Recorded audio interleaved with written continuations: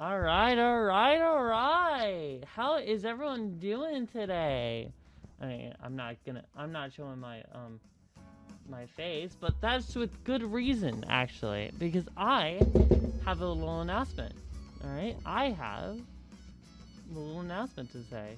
So if you guys want, so guess, guess.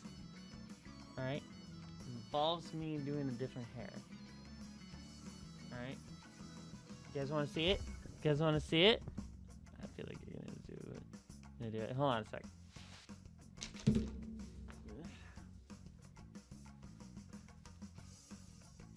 Surprise! Hello! I have a new haircut. I got... Oh, shit. I actually also highlighted on my hair to make it brighter as well. So if you like seen like my other streams and all that stuff. So anyway, hi! Welcome to the stream! Everyone loves YURI! I know I do. Oh my god. How's everyone doing? Oh my... Alright, chat, how's everyone doing? You're doing good? I'm doing good. You know, I know it's a little late to the party. You know, I don't normally do it. But I'm trying to like change a little bit based around my current schedule at the moment, because I've been doing some like trainings. As you can see, like those two button down, those two white shirts, those are for my training. Though technicality is one of them, but it doesn't matter. Doesn't matter. We're good. All right, schematics, semantics. It doesn't matter. So anyway, hi, welcome to the stream. I definitely know everyone's gonna be here for YURI stuff, so let's do it. So we're gonna do some.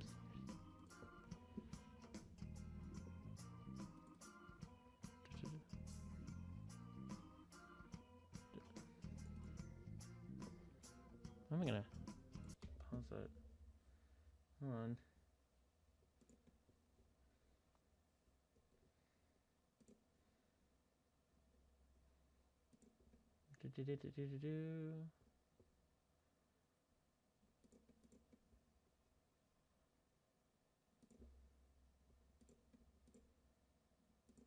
There you go.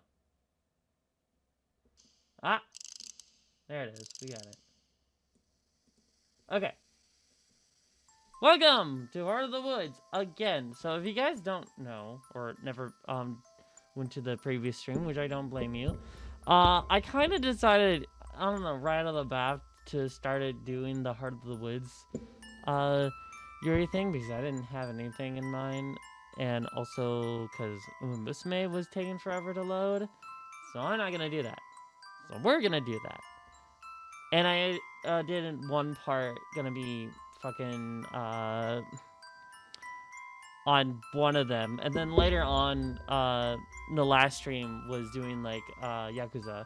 So if you guys want to see more of Yakuza, I am actually gonna stream tomorrow night. So if you guys want to come, you be there. All right. All right. Anyway, let's start it. Let's do chapter 1. Oh wait.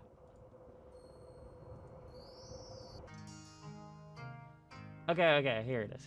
The only visible 5, which doesn't seem much more. Oh wait, I forgot to put on something. Not bad. Still, if they're gonna keep this up, I'm gonna make those interviews even harder to do.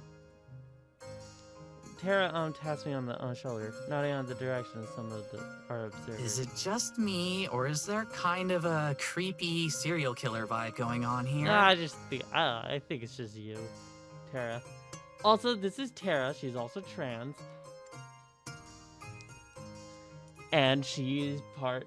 And I'm the main character. Is the YouTube manager, who me and Tara. Manager of Tara's paranormal weird movie show thing, YouTube channel thing. Anyway, both of us traveled to this this weird looking winter town in the middle of surrounded by like the mysterious winter forest for winter stuff. I can assume that it's gonna be Christmas-ish. Oh my god, can you not? Yeah, that's me. That's me. I'm Maddie. I'm Maddie right there. Right there. See? See it right there? Look, right there. Look at that. Hey, I'm just kidding. Just trying to lighten the mood a bit. Ooh, lighten the mood. I unpacked the camera again and filmed a few more storefronts as we go. As long as I'm surreptitious? I don't know. Enough, most people don't notice and thus don't change their behavior. Inevitably, whenever someone does see me filming, they tense up and start stare, ruining the take. It's like they've never seen a camera before. Maybe that's not far from the truth. They were starting to do, it's like, what the fuck is that? And they see it. It's like, what is this compared to? Is that a gun? Be careful! It's gonna shoot a laser!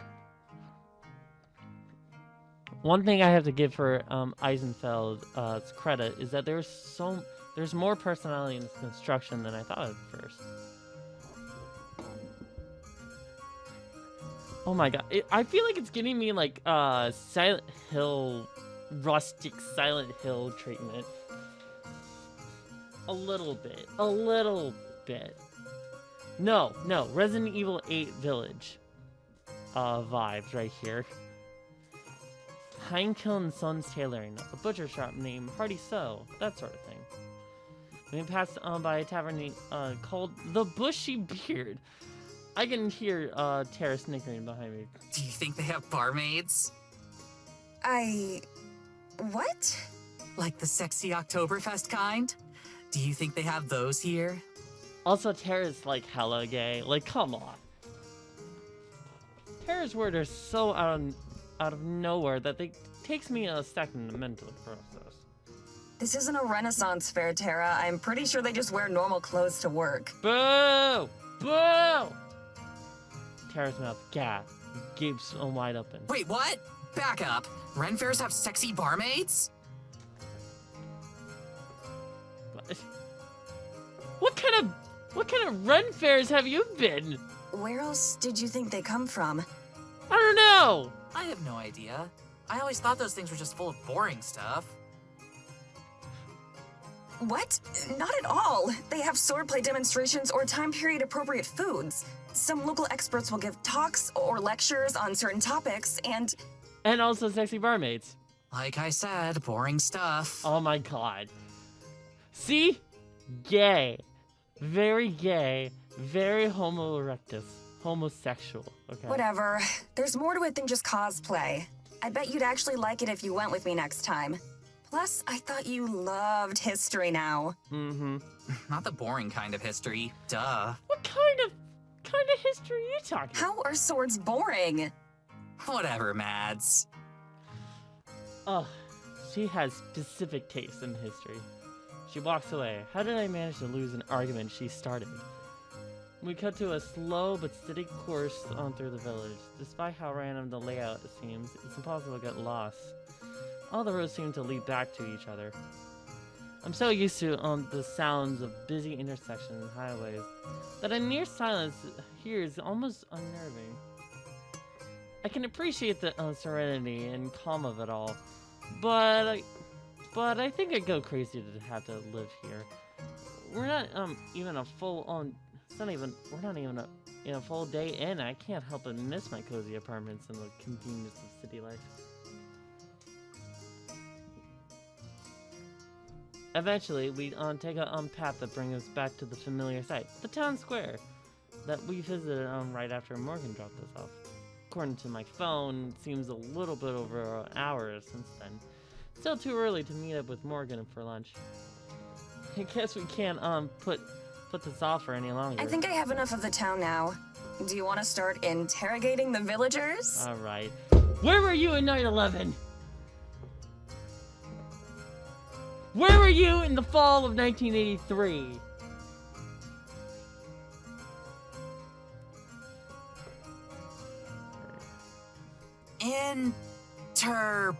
Viewing.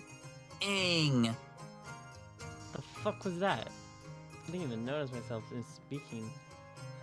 I must have I must still have interrogations on the mind after being meeting the mayor last night. Tara poses dramatically, hyping herself up to the camera. I'm not even recording yet. Time to put my game face on. As long as it's a game face that people want to talk to. Mads, when have I ever been anything but charming? I don't know. Yeah, I know. I'll keep it chill for these so we don't freak anyone out. But, like, Wow. how do we do this? Just go up to people and ask if we can chat? Yeah. Hey there, you wanna chat? Like when I come up there, hey, I wanna talk to you about stuff, about your town. Is it weird? Is it crazy? Is it cuckoo? Is there a talking cat? I guess. I don't have any better ideas. This is how we usually do, except usually more people are more curious about who we are and what we're doing. Sometimes even introducing ourselves. There are even people who have heard of us. That is definitely not the case out here. Hell, I wouldn't be surprised if Morgan was the only person in this whole village that uses YouTube. The only thing more awkward than just asking random people for an interview is them staring silently while you approach. But we don't have any other options. I hand the mic to Tara. At least I'm not the only one who has to do the talking. Tara stands there with the mic in hand and stands there. You good? Yeah, I am. Just give me a sec, okay? Oh God. Huh? We're good? Okay. Okay. Okay. You can do this. Take deep breaths. Alright, take deep breaths. Know your syllables. And, do it. The whole time she holds the mic, she's doing dip fingers. Like something that she's peeled off her shoe. Once she's finally ready, she gives me a thumbs up and starts to walk again. I trail a couple meters behind, keeping her back frame in the middle of the shot. She moves with a determined stride, but I can see the microphone shaking on her hand. We pass on by a few people walking around, but she doesn't stop any of them, nor does she ask any of the folks outside of the building, chatting or working, or just sitting looking bored.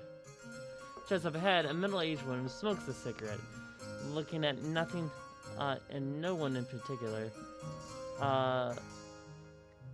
It doesn't look like she's going anywhere, so she's not already in the middle and she's not already in the middle of the conversation. She's a perfect candidate, and Tara must know it too. I wait for her to go up and introduce herself. I stand still and hit the record button, filming her approach. Except she doesn't. She walks right past the lady, whose gaze follows her as she goes. You had one job, Tara! One job! I paused the recording and heard it catch up, hissing Tara's name. I had to say it twice before she hears me and stops. What's up? What are you waiting for? We've passed like a dozen people now. Right, but none of them are the right one. The right one. Which one is the right one? You know it's impossible to tell. I'll know when I see them. I roll my eyes, but I don't chastise her. She's trying her best. Oh, okay, here we go. Get ready. I follow her line of sight to figure out as her prey. An older man resting on a bench nearby. Broad-shouldered with a long beard, he looks like a stereotype of a lumberjack. Like the previous woman, he stares rapidly off the distance. Thoughts clearly elsewhere. Once again, I plant my feet and set up the shot. I make micro adjustments to the focus until I get it just right. The rest is up to Tara. Come on, don't fuck this up. Don't fuck this up, Tara. Tara, you got this. You only have one job. Slowly, Tara approaches the man. Either he doesn't see her coming, or he ignores her. She glances at me for reassurance, which I give in to the form in the form of a smile and a nudging motion, telling her to get on with it. She clears her throat, grabbing the man's attention. He turns onto her slowly, and the eyes her suspiciously. Then he notices me on the camera, and he tenses up. Not to a good start. Tara talks quickly, trying to explain the situation. Hi there, my name's Tara Brick. My friend Maddie and I are visiting from out of town doing a report on Eisenfeld. I was wondering if we could ask you a few questions. I have a few questions. Report? What kind of report? I don't know. He relaxes just for a bit. A man rubs his eyes warily, peering back and forth between me and Tara. I wish he'd stop looking directly in the camera.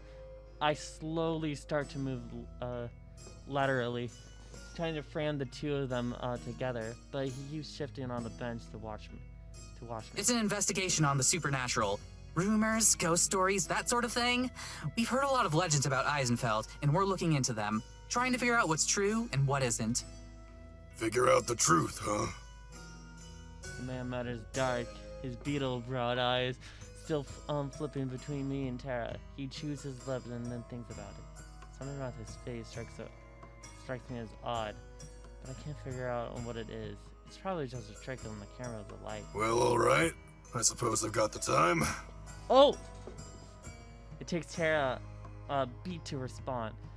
We were both sure he was going to tell us to bug off or worse. Great, thank you. So, can you tell me about Eisenfeld? Just what is life like here? On an average day? That sort of thing. Clearly, she didn't expect to get this far, and that's the first thing that comes to mind. She offers the man the mic, but he just stares uncomfortably until she retracts it. Right, well, it's a good little town. Good and proper. Quiet. Real quiet. That's what I like about it. Okay. None of that city business. No noise and bustle. Out here, it's just you and nature. That suits me just fine, it does. I like you, bearded man. So you're from around here then? Spent your life in Eisenfeld? Well, let me be sure. Born and raised, and God willing, I'll die out here too. Yeah. Never thought about leaving. Never had a reason to. Okay. Great. So then I'd imagine you know all about any local legends, right? About as well as anyone. Any old village has got its stories. If you believe them all, there's goblins in the woods, trolls in the mountains, and who knows what else elsewhere. Of course, it's only children who believe in those. So you've never seen anything weird yourself? Nothing unexplainable? Weird like what? By now, the man has abandoned looking at Tara entirely, and instead focuses on the camera, his eyes looking strangely focused. One of our friends here mentioned something about a big forest spirit, like a walking tree kind of thing. He sits up on his slouch, finally turning the face Tara. What friend of yours might that be? She's from around here. One of the locals. Even though we gave her a shout out on one of our videos, Tara's reluctant to name Morgan as our contact. Makes sense. Her neighbor surely feels different about us and our viewers do. I'll bet it was the Fisher child, wasn't it? If you know what's best for you, you'll steer clear of her. Nothing but trouble comes from that one. Nothing at all. Tara and I exchanged a glance. Seems her thoughtfulness was irrelevant. At the same time, I'm suddenly a lot more interested in what this guy has to say. Why do you say that? Feels like a strange violation of privacy to be asking the stranger his opinion of our host. But she's notorious enough that anyone in the street knows of her. Then perhaps we're better off knowing why. Spitting into the snow, our subject stands and turned his back on us. There are some questions you ought not be asking, miss. I'll be going now. Enjoy yourselves. What the hell? Not giving us details? Oh, it's best beyond. The girl's trouble. Okay, what kind of trouble? Anyway, I'm going now. Where are you going now? Questions we ought to not be asking, huh? I'm not sure if there's a threat or not. For the sake of my anxiety, I tried to tell herself it's not. I joined Tara on the bench, doing my best to avoid the puddles of melted snow. That was something. That's putting it nicely. Yeah. I don't know what was either. Maybe Tara was right. It was something. You get it all? She taps 2 fingers against the camera in my hand. Of course. All 2 uncomfortable minutes. I wasn't given a lot to work with there. Okay, I was trying my best. I replayed the recording, with Tara leaning over and watching along with me. It's not any less awkward than the second time, though. Well, we already knew we need to talk to a few different people. Just got unlucky on the first one. I didn't think. Know what I mean? Tara stands up, but I remain seated. Still need another minute? I don't say anything. I'm trying to think of what to say. Hello, Earth to Maddie. Please respond. Please! I need to know! I'm thinking. My voice is too harsh and snappy, and we both know it. I played through the clip again, this time without Tara watching. Something still seems off about me. It's not just the gruff way he's left. Look, we knew Morgan was a bit weird. All of our fans are weird. That's why they're our fans. In a tiny little town like this, of course anyone who's different is gonna have a reputation. That doesn't make Morgan a bad person. I'm not saying she's a bad person. I didn't say anything. But if you had to ask, I'm sitting here thinking that it's really freaking shady that a guy just guessed we were here with Morgan, and then that he up and left as soon as he found out. That's not normal. That's not something that's happened to us before. Great! That means we're on the right track. If they're hiding something, then that means there's something to hide. Have you completely lost your mind? Probably. This is ridiculous, even for Tara. I can understand her wanting to give Morgan a own chance, but to actually buy into her nonsense? Tara nods and looks down at her feet, brushing some snow off her shoes. It's only been a couple hours, Mads. He's just one old cranky geezer. The whole town is a bunch of old cranky geezers! Please just try to have some patience on this one, okay? For me. I checked my watch. It hasn't been 2 hours. It hasn't been 2 hours. That only makes her more right, as much as I hate to admit it. Sighing, I push my hands on my... Sorry, I'm still tired. It's okay. After a long moment, I stand. Wanna find somebody else? Guess we oughta. Hell yeah. We trapeze wordlessly through the town a bit more. I keep the camera stowed. I'll set it on when we find someone. Now that we've been burned once, I start to understand why Tara is so reluctant to speak to anyone. What once seemed like a person tightening their clothes against the cold now seems more like a turning their shoulders towards us. A suspicious number of folks look away from us to cough. The amount of times we pass by the same place certainly doesn't help our appearance. By now, there are a few especially chatty villagers that have seen us pass by at least 4 times. It takes another 15 minutes to loop around the town before we find another candidate. A pair of girls about our age are waiting outside of the shop. Inside, a third girl is talking to the shopkeeper. People our age are going to be our best bet. One of the waiting girls sips with a small mug of what I assume is coffee. She sees us and nods her head in greetings. That's the nicest reception we've gotten so far. What about them? Worth a try. Tara, you can hide or hide the... Oh. Excuse me. Alright, we got this. Don't screw it up, Tara. Don't screw it up, Tara. Alright, you have to do this. You need to be the interviewer, not the interviewee. The girl's talking to the shopkeeper, and shopkeeper turned towards us at the same time. Their conversation snaps off immediately. Excuse me, hey there. Hello.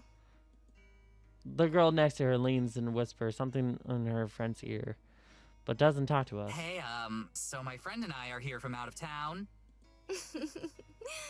We know. Oh, you do? They both giggled to We're themselves. filming a documentary sort of thing about Eisenfeld, and I was wondering if I could ask you some questions. Eisenfels? Why here? What about it? Well, we're doing a video about any sort of rumors or local legends that you might have out here. Ghost stories or that kind of thing. The two girls talking to each other in low voices that I can't pick up. The quiet around is muttering something. The girl with coffee is agreeing and nodding along. As one, they turn on to face us again. I don't think there's anything like that out here. This isn't that kind of place. Well, come on! Not a single one. When you were kids, your parents didn't tell you stories about things that lived in the forest? You've never been out late at night and seen something you can't explain? We're not allowed out late at night. Right. There's a curfew. The girls go quiet, nodding to themselves, sensing a dead end. Terry changes her tactics. Do either of you know a girl named Morgan? She's the mayor's daughter. The first girl, the one with the cat, grins at that and pulls at her companion's arm. The other girl swats her away. Face turns pink. Oh, I'm pretty sure everyone knows her. She smiles deviously at her embarrassed friend. Some of us better than others. Okay. What's she like? Why is she so famous? She isn't that bad. She's trouble and you know it. Staying out after hours, sneaking around town. She spends a lot of time out in the woods too. Sometimes overnight. What do you think she's doing out there? If there's a particular conclusion we're supposed to have reached, it's lost on me. Still, it can't be considered. Can't be any coincidence that we're two for two now for people being weirded out by Morgan. 3 for 3 if I count myself. Do you think there's something out there? Something.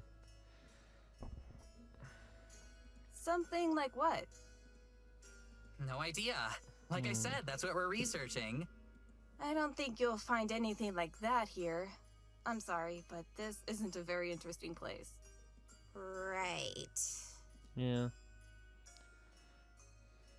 I strayed away, leaving her behind, into a corner between two buildings out of the sight of the girls we spoke of. Terry catches up, and then leans against the wall next to me. That didn't go much better. Really, you think? Was it just a coincidence that these two other random people we met happened to have the same opinion of Morgan as the first? She didn't tell her mom, the mayor of the whole town, that we're going to be staying in a cabin that her mother probably owns. For a month. She rambles off stuff that makes any one of our videos look like an episode of Scooby-Doo, and then the next morning just dumps us off in the middle of the village. We haven't even been here for a day yet. We've seen our host for like an hour tops, and we were practically asleep for most of that. How am I supposed to have a good opinion of her so far? Well, yeah, she's gotta work. Come on, Mads, have a little faith. What's the worst that can happen? The lead turns out to be nothing like the other 200 times before. Some girls gossip about us, an old bum tells us to get lost. 207. And the worst part is that the whole town hates us while we're stuck here after spending thousands of dollars to cross the world. To live in a wood cabin with no phone service and barely any internet. For a month. You've got to see the problem here, Tara. Tara sighs and throws up her frowns. Okay, so what? What is it that you want me to do? We're here and you hate it. I get it. So what's the solution? What is it you're hoping for here? Like I said before, let's just deal with it. Make the best of it we can, and try to have some fun. That was the whole point of this thing. It was supposed to be fun. If she's trying to encourage me, she's doing a terrible job at it. Whatever. Let's just get this over with. And this time, don't mention Morgan. If nobody here likes her, then you're probably better off not bringing her up. Oh, she can, I can see, what she wants to say something. Probably argue, but then she deflates and nods. Okay, no Morgan. No Morgan. No Morgan! Even though how interesting she is, no Morgan! She goes into quiet for a moment, staring off into town. She takes a breath and sighs, visibly relaxing. She leads the way. as I stare at her back. I did promise to try, and here I am again, making everything worse. Tara, She stops and plays. sorry. Again. Really. Oh. She smiles a bit sadly, but shrugs. I get it, Mads. We're cool. Let's go. There's a lot more paranormal in our future.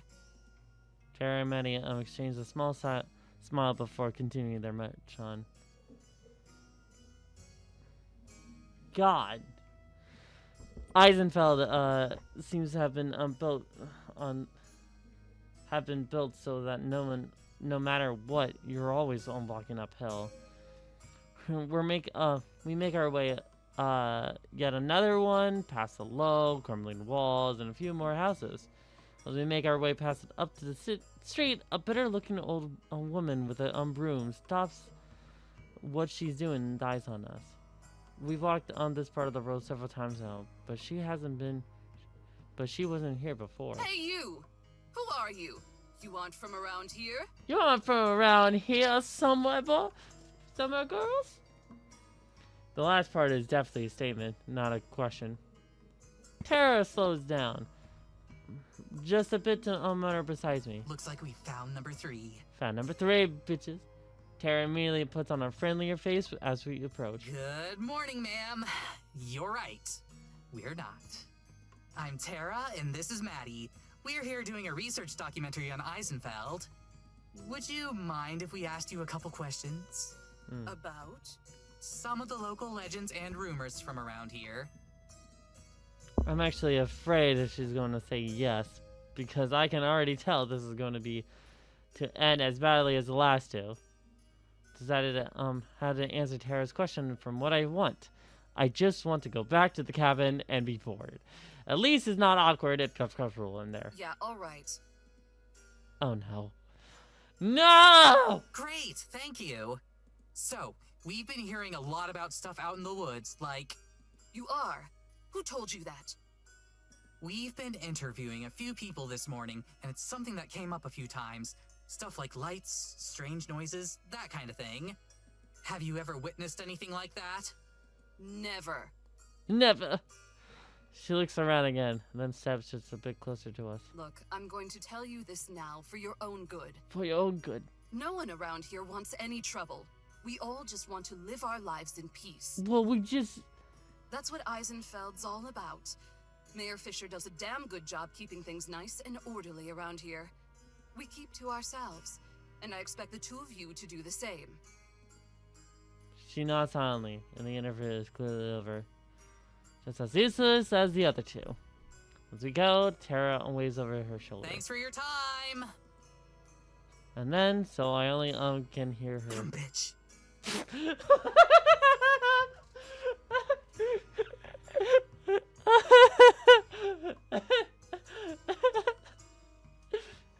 Thanks for your time, bitch. Oh my god. As we walk away, I can tell it's not necessarily on to say anything onto Tara. She trudges along beside me. Noted as I am, I still feel bad seeing her so bummed out. Because it's finally I'm starting to sink in. So now what? She asked me after our second interview too. Now... I don't know. Let's go to Morgan's shop and eat lunch. Wait, for real? You want to go see Morgan? Mostly I want to go see what Morgan makes for lunch. Oh, fair. I'll take it. I'll take it. But hey, can you I'll be cool. Don't worry. She smiles, relieved. Yeah, I know. Sorry. I know you will. She takes out a map that Morgan gave us the morning. By now, I've been through the village around enough times that I can mostly navigate there in my memory. What kind of shop does Morgan run? Do you remember? I think she said it's an antique shop. She runs a shop. What do those places even sell? Antiques. Antiques. Lots of furniture that's been around for decades, or random stuff like books and glassware. It's an antique shop. Oh, what did they sell? Antiques. That's oddly specific. My mom's into antiquing. She always says you never know what you'll find. Very We real. should do an antique episode of Paranormal someday. We can have your mom on as a guest star. I'm sure she'd love that. Do you think Morgan sells anything really out there? Like a possessed baby doll? Or a cursed sword? Ooh, cursed sword, that'd be... Who would want to buy those kinds of things? I The would. same people who go to Ren fairs. She got me. I can't help but laugh. Tara grins, enjoying the feedback. Come on, Mads. Every good horror story starts out with buying something fishy from the local antique store. Maybe she has a special section for items with an ancient prophecy about them. She's right. She's right about that. She's right. We're specifically trying to avoid the horror story scenarios, remember? Oh, right. Yeah, I guess that would suck to live through. Okay, what if she lets us interview her talking cat instead? That's like a whole episode's worth of stuff right there. The internet loves cat videos. That one could go viral. Ooh. That's what I'm saying. Oh, we should prep a list of questions for it before we get there, so we know what to say. Ask it which brand of cat food tastes best. We can sell the video rights to that company. Come on, I'm serious. Oh, wait, what? What? What? You seriously think that cat is going to talk? It could be anything. Tara shrugs, looking at like she never questioned the idea. I'm just trying to be prepared. She wants to be prepared. Let her be prepared. Oh God.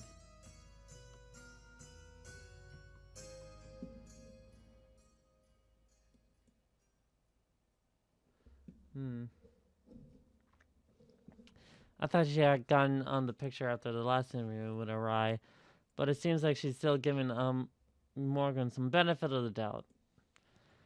It's not even worth arguing with her over. She'll see soon enough as it is. I check over Morgan's map again. We're definitely in the area, since it says her shop is right by the city hall. The problem is, well, her map shows how to get to the general area of the shop. It doesn't say which building it is, and there are several buildings that could fit. Do you think this is the place? It has to be. Tara's stomach growls loudly, and her voice is more like a plea than an affirmation. Go check. What? Check what? Like, go check if it's her place or not. Absolutely not. I'm not going to just potentially walk into someone's home. What's the big deal? If it's not her place, we can just ask for directions. No way. Trespassing is your thing, not mine. So real. We go back and forth like this for a while, and right before we finally decide to set it on like a rock paper. We finally decide to set it with rock paper scissors. Morgan herself pokes her head out of the door. Hey, you two. I'm in here. Oh. The first time since she met us at the station, I genuinely relieved to see Morgan. Morgan holds the door open, a book under her arm, and a cup of coffee in her free hand. Tara turns to me and talks in a quiet voice. Ready to uncover some ancient treasures? Lead on, Indiana. Oh yeah, Indiana Jones. She doesn't need telling twice. Tara practically dashes through the rest of the way inside, nearly bumping into Morgan as she goes. I nod stiffly at her as I enter more slowly. The door slams between us. Morgan flips the sign of the door to close, although it's nearly invisible from the outside. Her shop looks like is how I expected. Piles of junk are strewn across chipped shelves. Many items aren't on display so much as they appeared to have been tossed and then forgotten. A thick layer of dust covers everything.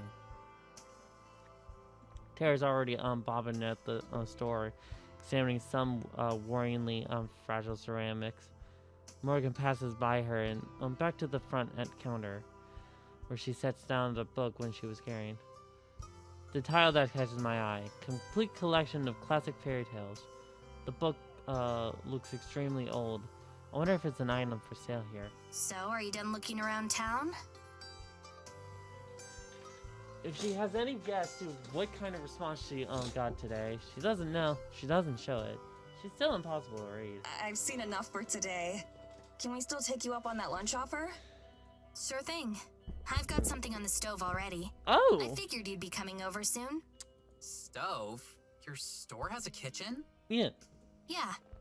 I have a living Okay. space set up in the back since I sleep here most of the time. What? What is...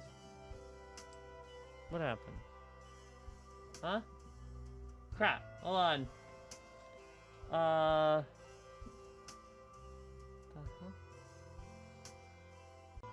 Sorry about that, everyone. I feel like there's been... Fucking internet was like dropping for some reason, which is so weird. Anyway, nothing changed. It wasn't like a computer reset. It was just like I don't know. It's just, I think the OBS was just being a piece of shit for some reason. Well, anyway, let's continue. Let's continue. Feel free to look around. I'll be back. She disappears behind the curtain, leading to another room, leaving us to surrounded by treasures. When the whole town feels like an antique, a rocking chair and a few pieces of farming equipment probably aren't the biggest draws. I'm surprised she even able to keep the place open. Right. I don't know, why is it?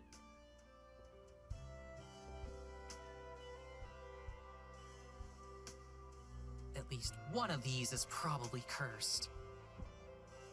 One of them? What makes you think it's one of them is cursed? Could be a cursed antique. You guys don't even know. It's a hypothetical. Oh yeah, definitely. It's probably the grandfather clock over there. Oh, hell yeah. No way, that's too easy. And even if it is cursed, it's probably something lame like making your toe hair grow twice as fast. But this, well... She takes an iron off the counter, holding it close to her chest. It's a lamp, but standing in it is three very realistic pigs standing out at each other. The lampshade has these little piggies, putting out like a scripture. This is the big leagues. You want a curse that's gonna last for generations? You use this bad boy. What is it? Okay, what's gonna... Hey, you think Morgan would mind if I brought my Ouija board in here? As she says that, she puts the pig lamp back to this rightful place. It can't hurt anyone else. I wonder how that Jesus. works, actually. Like, if you bring two cursed objects to the same place, do the evil spirits get into a turf war? I think Jujutsu Kaisen will have something to say about that one. Freaking the cursed object in history versus the greatest cursed object of today. So real. Or do they team up to defeat humanity? God, stop bringing up Jujutsu Kaisen shit. Did you seriously bring the Ouija board again? Yeah, The Ouija board has been on every single trip with us. Besides, it fits in my suitcase. let the girl have her Ouija board. I pick up a small ornament from the shelf nearby. It's a thing made out of crystal. There's no price tag attached. If you have to ask. Morgan pulls back the curtain and went through. Okay, food's ready. Yay! She comes out carrying an enormous tray. That's probably also an item for sale here. On the tray are steaming bowls of some kind of soup, as well as a pitcher of water and a loaf of bread. She sets the tray down on the counter, doling out portions to each of us. Hesitantly, I try a spoonful of soup. It's delicious. It has a rich and meaty flavor, but it isn't too heavy. It's hot, but not too hot to gulp down. I dip some bread into the broth. That's delicious too. Everything here is definitely homemade. This is really, really good. Thanks, my mom made it for me. Ah! This is amazing. Thanks. Let me know if you want more. Morgan stolidly keeps eating. The praise barely seems to register on her. It's a shame. It's probably one of the nice things I'll have to say to her, all right. all trip. Once she finished, Morgan picks up her book and starts to read again, while Tara and I are still in the middle of eating. Glance over at Tara, who is very intently staring at her spoon. She finishes her rolls and rattles the spoon around a bit. Can I take you up on that refill? Of course. Without looking up, Morgan picks up both her book and a bowl and heads into the back again. She emerges a moment later with a fresh serving of soup, which she unmercifully sets down in front of Tara. Only after we've both taken our last bites does she finally close the book again. All done? Yeah, thanks. Oh, so stop! I'm done too. Oh my Thank god, you. it was so filling. Let me get these out of the way then. Yeah.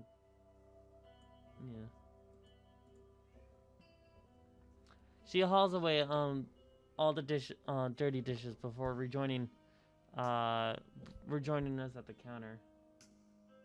Okay, that's better.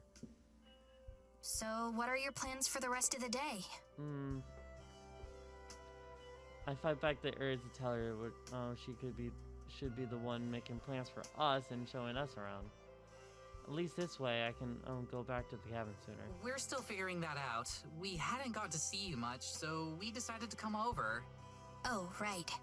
I'm sorry about that. I'll take a couple days off starting tomorrow. You sure? We don't want you to miss out on any business or anything. Oh no, no one comes here. No one fucking comes here. This is a piece of shit.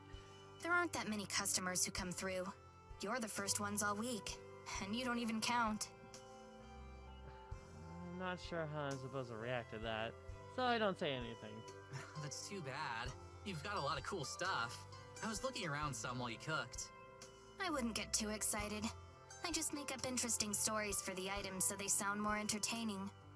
It helps pass the time. Oh! Right. Man.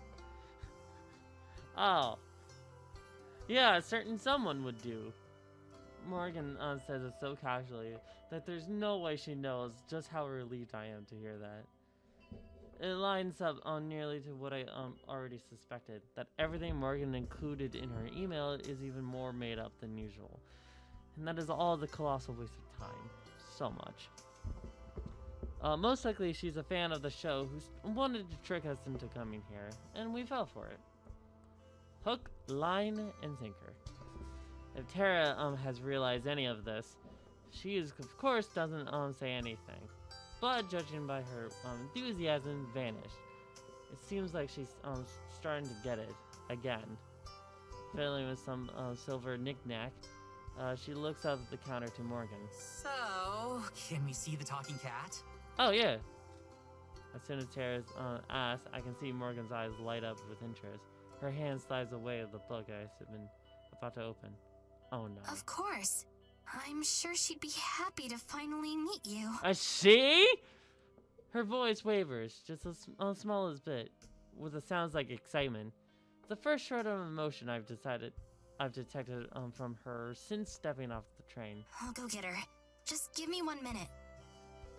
Damn, it's probably just gonna be Morgana for some reason. It's just like, stop it! When is my resolved?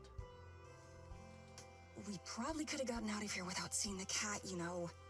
Why would I want to do that? This is the pizza resistance. This is the pizza resistance. She doesn't even try to pronounce it right. Are you serious? Still? You know it's not going to actually talk, right? I can't fathom that there's even a trace of relief rattling around Tara's skull. Did you see her face? She's definitely not joking. Unless she's just really bad at telling jokes. That would be the most normal thing about her so far. She just told you flat out that she makes up stories and tries to get other people to believe her. How can you not see that we're getting scammed too? Come on, Mads. Try to have at least a little bit of faith. Faith's been gone!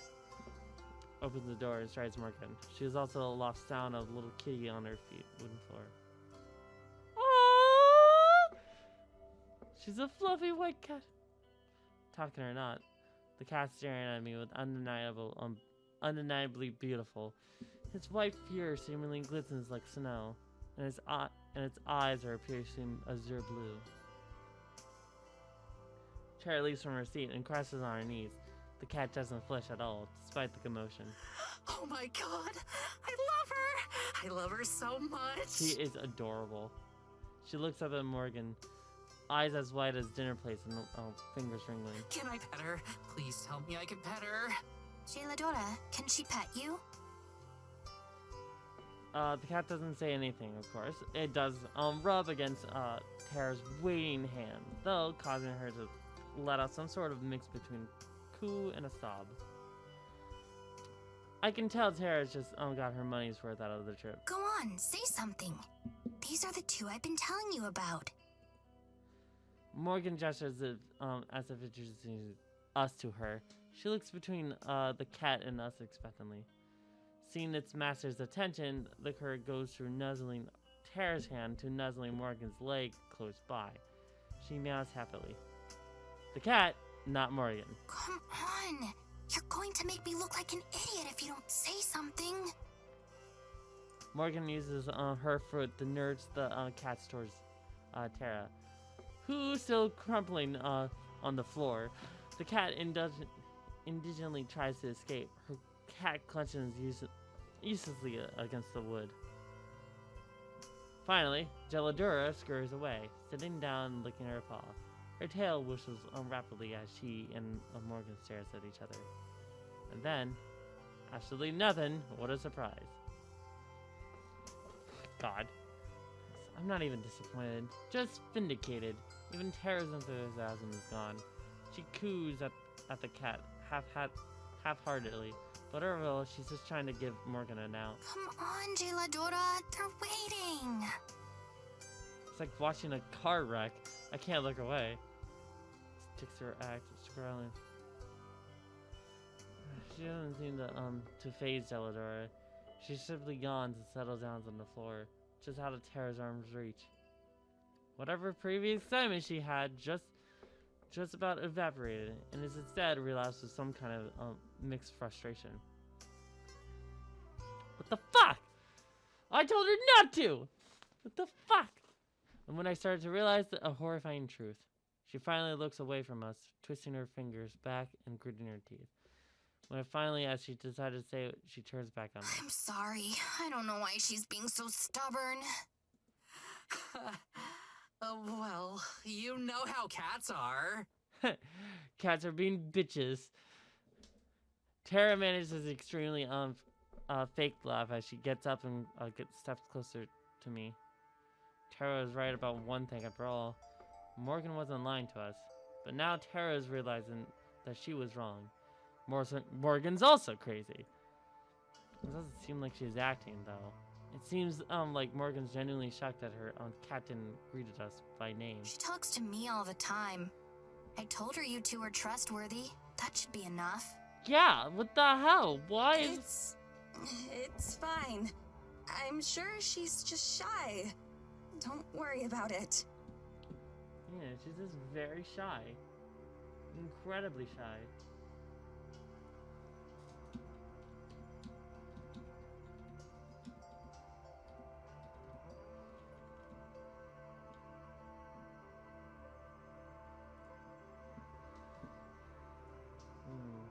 Yeah, she just met us. We've got plenty of time for her to warm up to us, right? No, you guys are assholes. Oh, yeah, exactly. We should probably just give her some space for now and try again later. Maybe in a few days.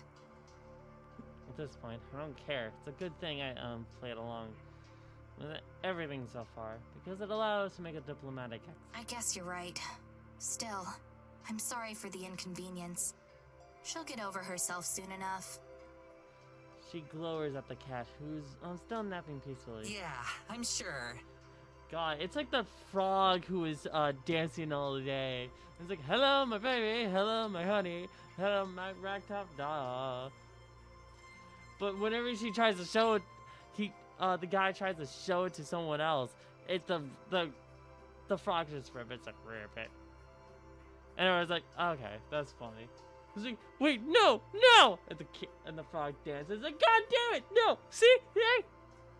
Oh. Tara steps back away from the counter onto the display area again. Anyway, thanks for lunch, Morgan. We really appreciate it. We, have a couple more places we want to check out today, so we'll probably head out again. Okay. Come back here when you want to ride back to the cabin. The expression is back to unreadable. Right, sure. Thanks so much. Good to meet you, Gelato. Waves at those eye twitches, but otherwise he doesn't matter. The heavy door slams shut behind us as we step into the cold. I wonder if Morgan still remembers the switch the sign back to the other way. Outside, the wind has picked up a bit, and there are clouds starting to close in. The nice day has been shaping up like it might not happen. Alright, so I'll admit that was kind of awkward. For everyone involved. Pretty much. Great, I'm glad you can admit it. That doesn't help us any. Next time we see her, we just won't bring up the cat. Hopefully she won't either. We can just pretend it didn't happen. Next time? What do you think is going to happen next time? That she was saving the good cryptids for the second time we hang out? We can ask her about the spirit or the lights, that kind of thing. We get some spooky shots of the woods and we're golden. We are pros at making that kind of content interesting. Usually we have at least something to work with. She made it up. There is no dark side to this sleepy, boring mountain town. It's just a boring mountain town, and she pretty much straight up admitted to that. I don't get how you aren't as upset about this as I am. We just spent thousands of dollars to fly across the whole world for a month. And the person who invited us out here is either a liar or a lunatic. It's only been a day, Mads. We've only seen a fraction of what there is to see around here. Just give it some time, all right? It's been a day, and look where that got us already. Literally every single person we talked to told us to stay away from Morgan, and then we saw it for ourselves. How are you not pissed off about this? Tara shrugs. You think you're being a bit harsh on Morgan? She's been super cool with us. Like, okay, yeah, the cat thing was weird, but it's not like she tried to hurt us or anything. Yeah, it's been weird. Morgan's holding something. I started shaking my head, forcing myself to cool off. I keep getting too worked up over this. I can't tell if Tara's being intentionally stubborn or what. Technically, she's the one who bankrolled this whole trip. I'm still getting paid for my time here. So if we're not upset about wasting all of that, then fine. I'll meet her at the train station in a month. And she can do whatever she wants. I don't need to get so bent out of shape. Okay, you're right. Maybe she's fine. Anyway, I'm gonna go back to the cabin. Are you coming with me? Wait, already? Yeah, I've got enough to get started. Plus, I need to unpack. Oh, okay. You gonna ask Morgan to hitch up the carriage? No, it's fine. I'll walk. You sure? You sure? Yeah, I seriously don't think I could get lost in this place anymore. Yeah, you got this. She seems uncertain, probably because of my sun and moon swing. Okay, I'll probably do another lap around the village. Maybe get Morgan's input on some stuff. Okay. See you later then. See ya. I turn and walk away. So I don't have to see her staring like a lost puppy. She'll get over it. As I head through the town and back towards the path leading me to the cabin. I walked fast and looked down on most of the way. Nobody tries to stop me or talk to me. And if anyone's staring, then I don't catch it. The trip back in the cabin is easy. Even though it takes me around half an hour on foot. If nothing else, I should be in pretty good shape from walking by the end of the trip. I spent the whole walk fantasizing about home, my comfy bed, my film collection, our cat BT. Well, technically, he's Tara's cat. But I take care of him most of the time. Speaking of cats, I wonder how Tara will explain to Morgan about why she's on her own. So unfortunate, so hateful. Well, it's her problem, not mine. God! Alone, the cabin is oppressively silent. I turn on the heater, partially just for the white noise. Soon, its rumbling fills the air. I grab an apple from the small bowl and provided food, and then headed into my bedroom, setting up my laptop in bed next to me. I usually try to watch a film a day, but that's difficult when I'm traveling. Now's the perfect time to catch up, though. I open up my library and start scrolling through, looking for something I haven't seen before. Ideally, a comedy, or at least something with a happy ending. I just got into the L's. I just gotten through the L's when there's a knock on the front door. Anyway, dropped my apple. Who was knocking? Tara and Morgan both have their own keys. The knocking comes again just seconds later. Whoever's out there is pretty impatient. My heart thumps on the chest. What if we're being chased for a robbery or something? I had my laptop under the blankets as I hurried to the living room.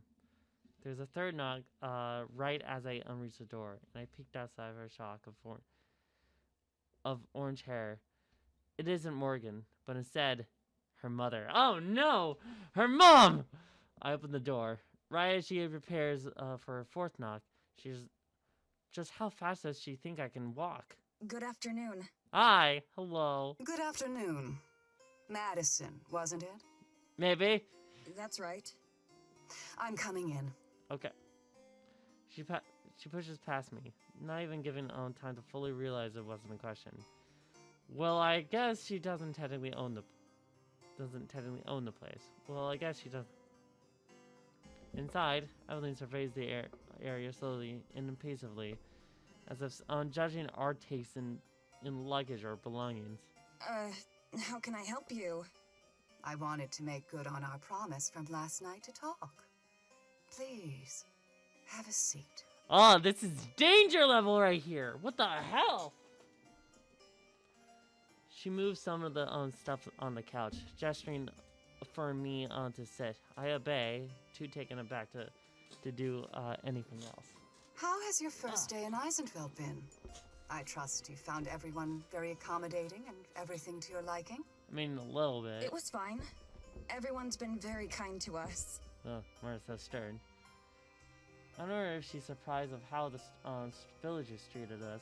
It seemed better just to pretend everything went well, for the sake of not offending our host. Good, good. Where's the other one? The other...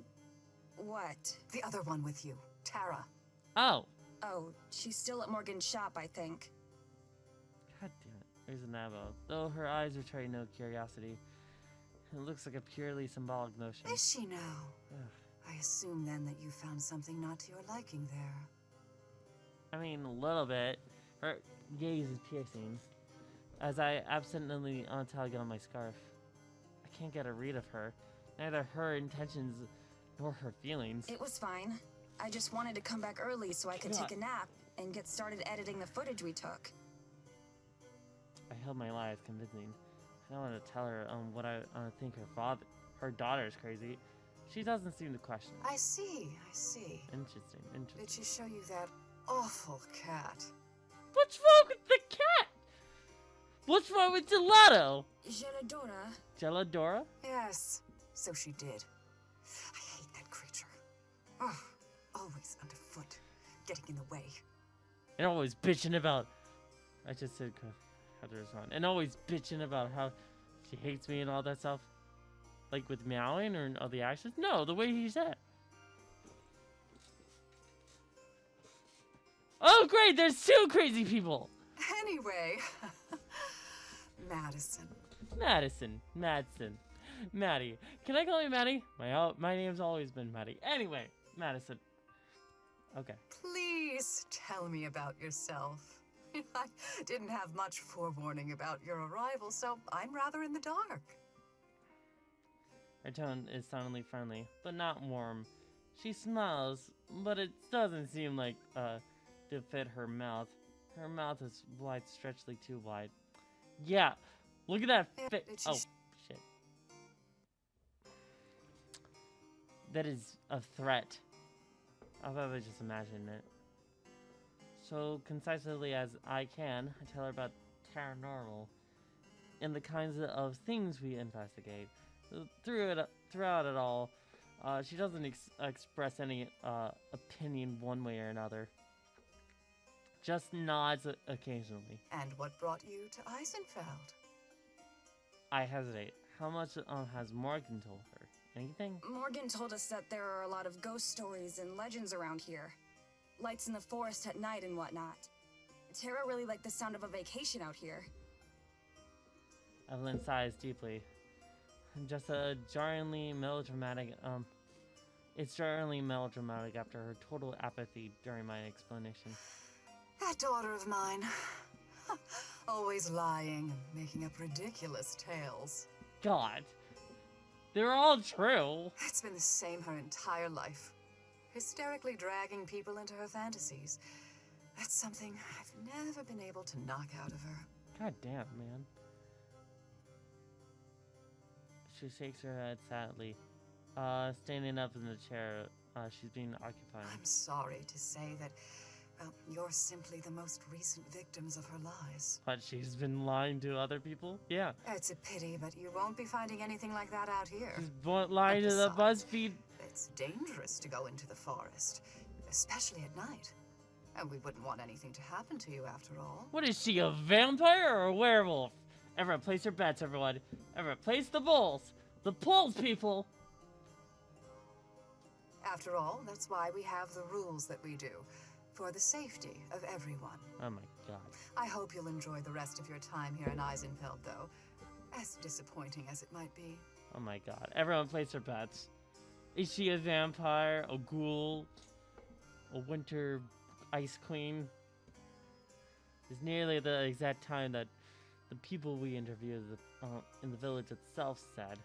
It's almost like they rehearsed the answer in advance. With long, deliberate stride, Evelyn crosses the living room and the front door. I'm sure I'll see you again. Jesus. That is the most threatening "I'll see you again" I ever heard. She doesn't wait for me to respond. She just leaves.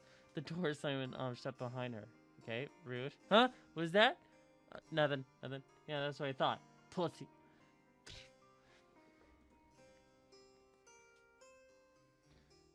I sit in silence for a bit, unsure of what to make at all. So Morgan's Oman thinks it's ridiculous as I suspected the whole time.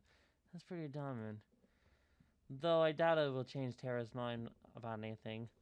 I'll have to let her know when it comes home. I stand up, head in my bedroom, passing by the chair that Evelyn has been sitting in. As I go, for a moment, I swear that I feel a breeze, frigidly of cold. But the moment I thought it crosses my mind, the sensation is gone, like it was never there. Shivering, I return to my warm bed and laptop, and to a long overdue break. It's not giving me much. Hours later, I hear the sound of the front door opening and closing. I peek out of the bedroom, worried that it might be in the mirror of letting herself in again. It was just Tara, though, alone. It's been a few hours since we parted ways, and I'm not as annoying with her anymore. So even though I kind of tempted to just put in my headphones and ignore her, I get up and head to the living room. She stands in the sink, flipping through the notebook. I knocked on the edge of my door frame as I entered. Okay, hear me out. Hey. Rather than looking at me, she keeps on reading her notebook. Rather pretending to. There's no way she could actually be reading as fast as she turning the pages. I decide not to call her on it. No point in starting another fight. How'd it go? About the same. Is that good or bad? She doesn't respond. She just really be upset. She must be really upset about this morning. It's not like she's been unreasonable. Not that I had some time to rest and recuperate. I feel kind of bad about being so harsh towards her and Morgan. Morgan's mom came by earlier. That gets her attention. She shuts the door and turns around. Gotcha. Really? What for? Just wanted to introduce herself. I told her a bit about who we are and what the show's about. Oh, What did she think? I don't know. She didn't really say much. She was really weird. she sounds. She also says it sounds gay. Yes. Like in a different way than Morgan. She seemed really intense, I guess. What I mostly remember is how she was glaring the whole time. She never seems It never seems like she was anything other than angry about something.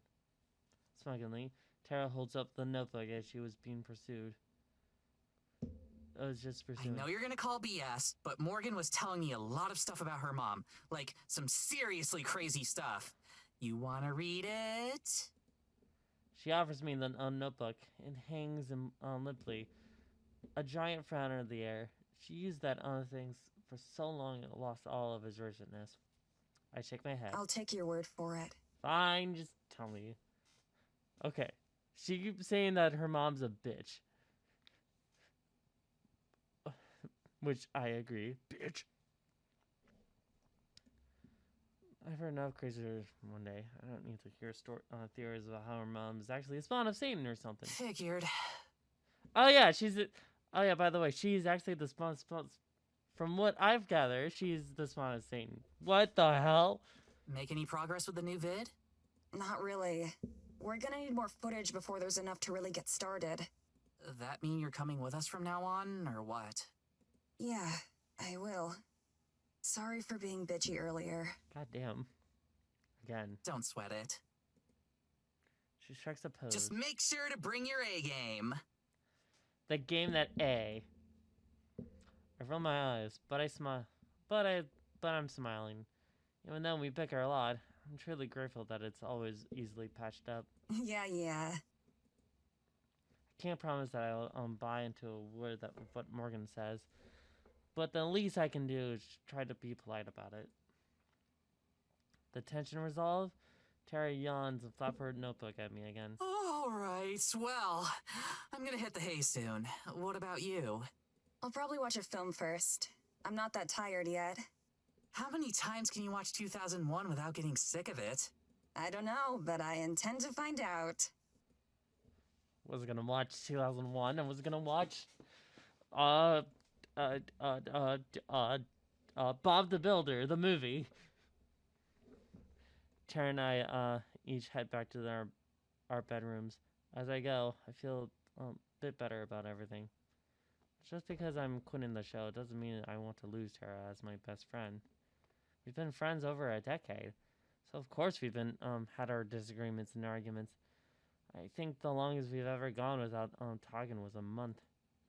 Still, over the last few days, I feel like we've been coming dangerously close to saying something that goes too far, either one of us. And thinking back on today, I can't really pretend that I'm not the only one who was mostly at fault. Even when I'm aware of losing my cool, sometimes it feels like it's hard to stop. Terror totally has its coming, though.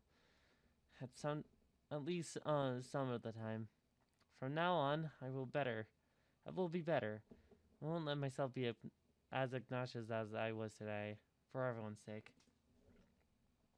I climbed into bed and set up my laptop, getting comfy, and dug my headphones in. It doesn't take too long to immerse myself in the familiar feeling of a movie that I love.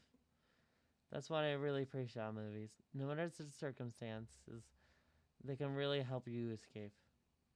My eyes are getting heavy as I pull the blanket over my chin. The computer is balanced in the right spot to not fall off the bed. All things considered, it's cozier. It's a cozier setup that I could hope for in a cabin out there. Sure, the Wi-Fi's bad, but it gives me an excuse to catch up on my backlog. Everything's perfect to fall asleep. God damn. sound of something knocking on the door makes me leave up. It's past midnight. There should be anyone here. Oh god, if it's gotta be Morgan again. Maybe it's a bird or squirrel or something. From where I'm lying, I'm not able to see. Should I yell to Tara? No, not until I know what it is. If it's just some wildlife, it's probably the case. She'll probably never let me live it down. Still, my heart pounds as I slam my laptop shut, killing the least source of light. Without it, the room is pitch black. Dark enough I can see with the window. Luckily, I can't see any. If this turns out to be just a lost rodent or something, I gotta feel really stupid. I stalk over the window, prepared to cut and run it. Need to. Slowly, I raise myself to eye level. Oh. Ah, it's Morgan again! You son of a bitch! Oh. Morgan is pressed against the window pane, looking into my window with one hand resting against the glass. Do you even come through the door? There's a thing called a war! Door! You have a minute? God damn it. The tension drains out of me, replaced immediately with exhaustion. I should have known. You couldn't knock? There's a thing called a door! I did. Her front main temple is inside. She's technically correct, the worst kind of correct. Okay, I guess I have a minute. But if you're going to come in and talk, please use the door. Of course. I'm not going to climb through the window. Were you? Maybe.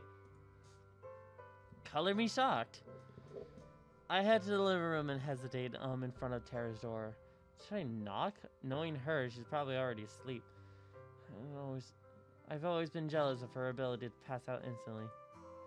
I decided to leave it up to Morgan. Though there must be a reason she's knocked on my window, not Tara's. I unlocked the front door and let Morgan in. She's waiting in the with a thermos of coffee in her hands, like usual. Sorry to bother you. I know it's late. It's fine. I was still awake. What is it? Not for how much longer.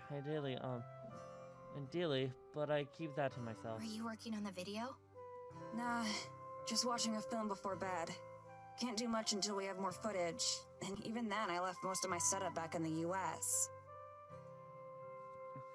Where are you guys? What is this, Canada? We sit down on the couches, just like her mother and I did earlier. From all her faults, at least Morgan isn't as terrifying as her mom is. Does Tara help with the video work at all? Not really.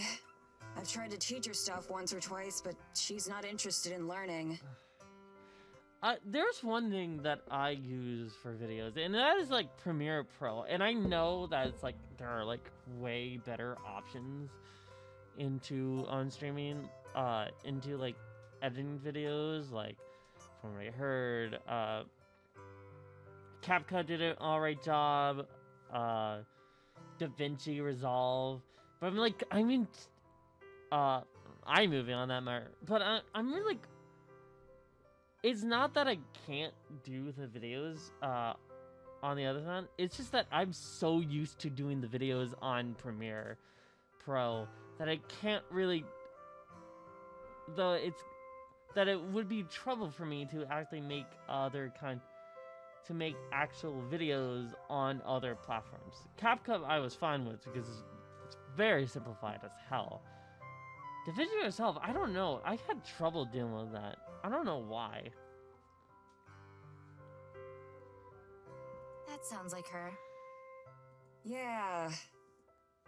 I'm gonna output the Margaret. I'm feeling like she knows Tara and what she's like. Because it was a result of watching someone online for so long. Is there to think you know what they're like, even though you're only ever see one side of them. We get it a lot, and I'm kind of used to it. Sometimes it can become a bigger problem, though. People think that they're entitled to us acting a certain way because they're seen online. Fortunately, Morgan hasn't been that way at all yet. I do wish we could. She would get to the point of why she's here, though. But instead, she gets up and heads to the kitchen area, retrieving the coffee mug from the cabinet without ever turning on the lights. I twist around to watch as she pours to the coffee of her thermos into the mug, and then loads that into the microwave. Must not be a very effective thermos. At least she's polite enough to make sure the microwave door doesn't slam. She leans against the counter, barely visible to me. Tara told me that you're leaving the show after this trip is over. What? Why did she tell it? Of course she did. I must have made a face because Morgan clearly clears her throat loudly. Sorry, was it supposed to be a secret? I mean, it was. I mean, Nah, it's fine. I mean, it's fine. You're the only one who knows. You know. But yeah, that's the idea. I'll go back and finish school. I see. That's a shame. I know you hate when it happens, but I've always enjoyed the moments where you're on camera. Thanks. I'm just camera shy. Ironic, I know. She's yanked me on screen enough times that I'm a bit used to it by now, though. Morgan hits the stop button on the microwave at a second before it dings.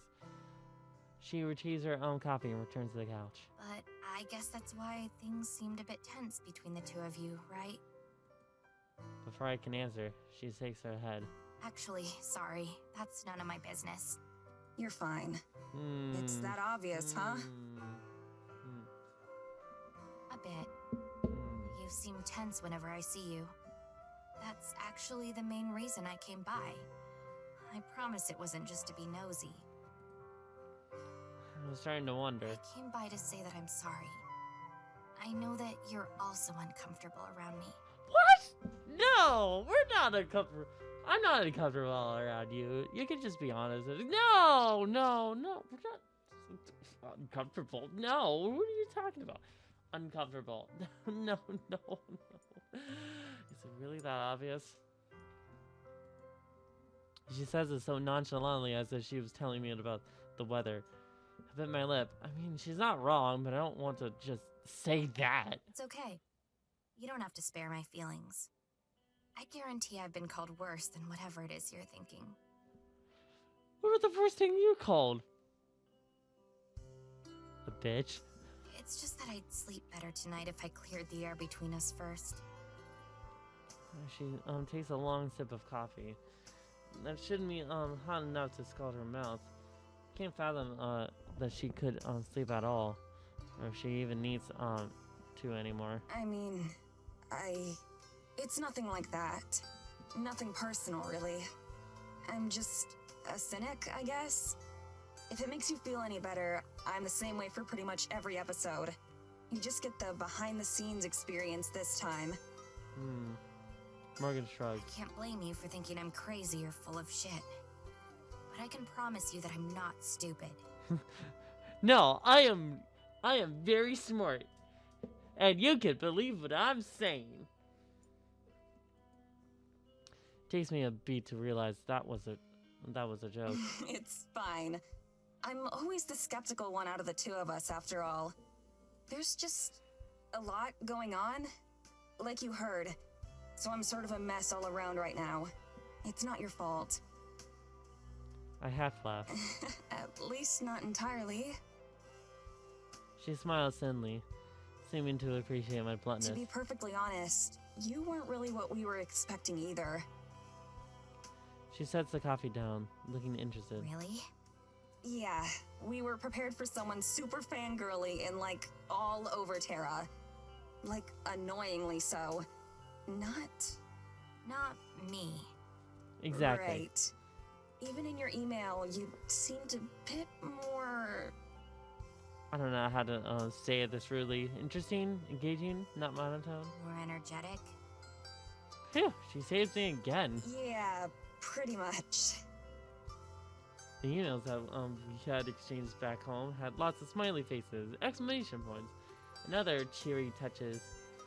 In person, however, seeing Morgan smiling at all is just a rarity of its own. That makes sense.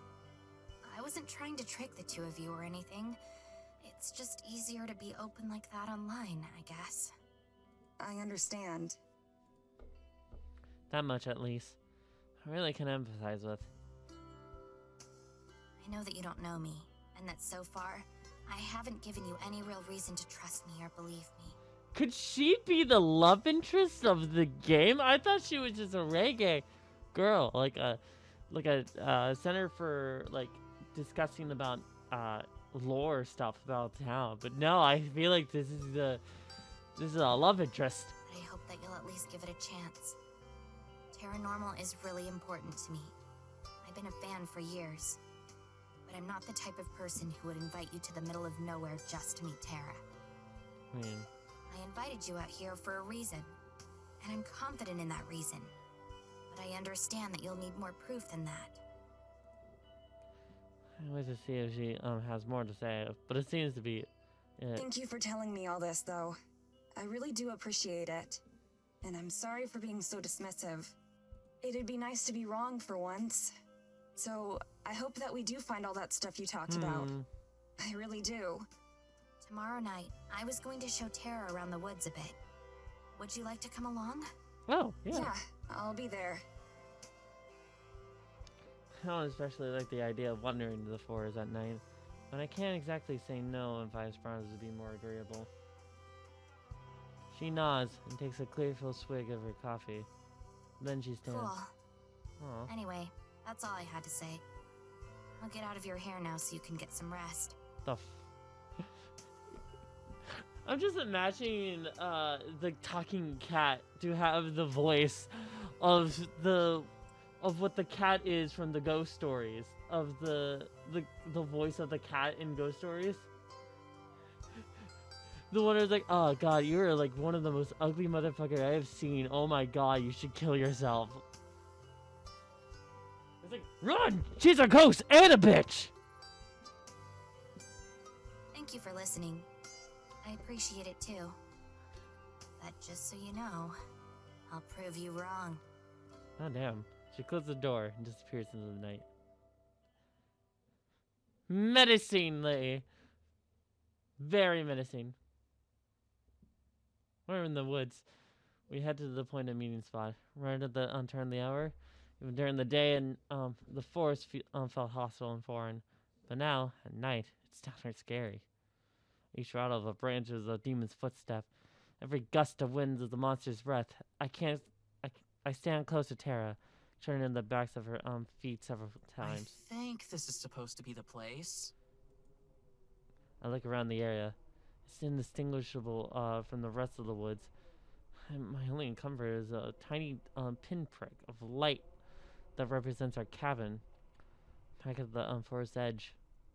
A feeling of dread crept on its way into up my spine. What if it's a trap or a setup? Maybe Morgan's just lured us out here into the middle of nowhere and waiting out of the sight with a knife in hand or something. Considering we traveled thousands of kilometers to get there, it was pretty... If this was a trick, we fell for it hard. Maybe we're early. I know where they're not. Tara sweeps to the flashlight through illuminating a few identical trees through the light's beams peering out the Bolivian. Maybe we should just go back. The light passes over Morgan, suddenly a meter away from us. Oh god! Morgan jump scare! Morgan jump scare! That's Morgan right there. Morgan jump scare. Tara jolts backwards towards me. The flashlight pummels into the ground, bouncing once before stopping. I keep my balance barely and catch on Tara's arm to stop her from falling. Are you okay? Short term? Yeah. But I think I just lost 10 years. Oh man. What about you, Mads? I'm fine.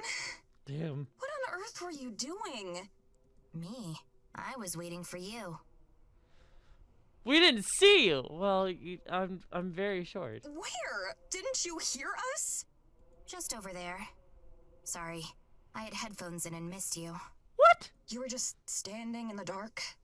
In a forest? Wearing headphones? Yeah. Okay, I'm not dealing with you. Anyway, later. Yeah, later. Whatever. Yes? Why? At a loss for words, I can only shrug.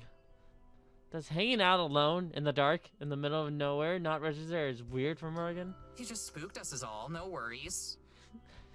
No worries. Alright, Cupcake, you're good with that, Cupcake. Can I call you Cupcake? You feel like more of a cupcake kind of cupcake. You know, Cupcake? She stoops down and retrieves the flashlight from the snow, drying it out with her sleeve. She brushes off the snow on the sand that brushes off on Morgan's actions. Anyway, it's all good. What now? Morgan turns and faces the trees, shining her flashlight across them. I thought we could walk around a little. It might help you to get a better feel for the area. Okay. Behind Morgan's back, Tara and I exchange a look of concern. Tara gives me the slightest of shrugs. I'm still reluctant, but I nod. If Morgan's planning to kill us, it's not like it'll make a difference whether she does it here or in the forest. And I'm pretty sure she's not a murderer anyway. Sure, lead on. Morgan sets off without another word, and we follow just a couple paces back. Are we going somewhere in particular? Not really. I doubt you want to go too far this late at night, right? Right. That's fine. We'll stick to the edge then. As we walk, Morgan keeps her flashlight pointed straight to the direction of that we're going. Tara, on the other hand, swings hers around, looking up trees and out into the abyss. She and I only brought one flashlight with us. The spare is sitting on one of our suitcases back in the cabin. I regret leaving it behind, just on and off on chance that we somehow get separated. So, did you learn anything useful today? Not really. We went around town some, but... But most people didn't really want to talk. Yeah, and also tell us to buzz off and tell you, Morgan. He's like, God damn it, fucking Morgan. Yeah. How'd you know? That's how it is around here. People are mistrustful. I was kinda surprised by that. Figured with how out of the way it is here that we might have been, I don't know. Treated like celebrities? Hey now, don't project. What's something like that? It's more like they isolate themselves by choice. We have internet and TV. It's just that lots of people choose not to use them. Oh. I'm guessing they probably had some not so nice things to say about me too, right? What? No. A very, very alright, nice words. Okay, you're just saying that you're the nice girl who is in the antique shop. Yeah.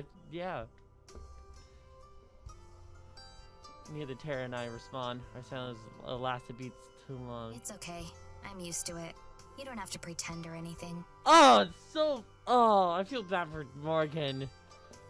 Light shines on our faces as Morgan turns around, half smiling. Hey, you two don't need another assistant back where you live or anything, right? My mouth flaps like a fish when I try to think of a diplomatic response. But then Morgan laughs and faces towards again. Wait, what? Hey, you two don't need another assistant back where you live or anything, right? Just kidding. Oh.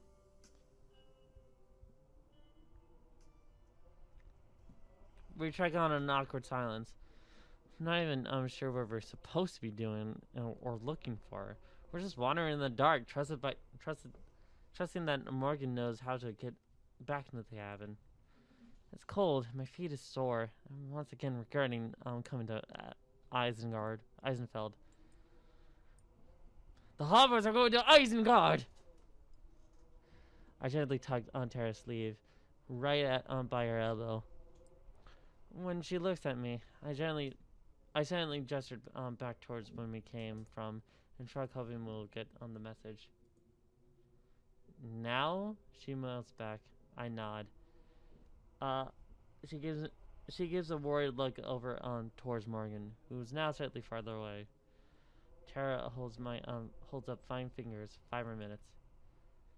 Silently, I nod again. We hurry catch up to the Morgan. Something wrong? Oh no, Maddie had something in her shoe. Oh. It's hard to tell her if she buys it, and I wouldn't. Mentally, I'm counting backwards from 5 minutes, already imagining the comfort of my bed, blankets back in the cabin. When I'm going to survive a whole month on this of this is an issue for a future me to worry about. I got lost out in this part of the forest once. 3 minutes and 32 seconds. 3 minutes and 31 seconds. Don't worry, though. I know my way around now. Yeah, they mentioned something about that. I step on Tara's foot again, this time totally on some. I thought they might. Her tone still completely nonchalant. At least Morgan seems impossible to offend. It's too bad it looks like it's going to snow tonight. We probably shouldn't stay out too late. Thank God. Yeah, that's too bad. I'm sorry this was so disappointing. I'd hoped that there would be more to see. What exactly were you expecting? It's the middle of the night. Come on, Mads, it's about the atmosphere. It's way spookier out here when it's dark. I know, that's half the problem. We can turn back now if you'd like. Before I can agree, Tara shakes her head. Nah, let's give it a couple more minutes. You came out all this way for us after all. I glare at Tara, but I think she misses it. I've lost track of my countdown too. Whatever. The small, unapologetic smile that I barely notice does little to assume my discomfort. We trapeze aimlessly on the snow for a while longer. I stare at my feet, more than the path ahead. I simply follow the footsteps left behind the other two. So I nearly slam into Tara, who comes to a half halt yet again. What now? I saw something. You did? Tara, stop messing around. Let's... No, I mean it. I saw something. Oh shit. I shut up. I can tell by the tone of that she was serious. She saw something, or at least Shinsky said. The two of us turn and face where she is. It's even deeper in the forest, barely lit by the moon. There was a light. Someone else walking around? There shouldn't be anyone out at this time of night. It's dangerous to be in the woods once it gets late. Then who could it be? I opt to not point out the obvious hypocrisy. It was probably moonlight or something. It wasn't the moon, Maddie. There's something out there. Oh shit. Both of them point their flashlights in the direction of Tara's looking. Aside from the other trees, there's nothing to be seen. Tara? Maddie, She grins. this is what we're here for. Come on. Oh shit. No, no. Tara breaks into the run, leaving Morgan and I behind in surprise. We exchange a look before Morgan runs off after her. I have no choice but to go too. The regret is almost instant. Cold knives pierce on my lungs with each heavy breath. I'm not the best shape to begin with, and the snow and boots don't make it things any easier. The only consultation is that we're running in a straight line, so it won't be hard to follow our path back. Every so often we patch to catch our breath. The pace is catching up to Tara too, who has to fight to keep her smile on. Morgan seems unfazed by it all. I'm about 3 seconds away to demanding that we should give up and see it. The girls spotted a mysterious pink flowing. Hold on.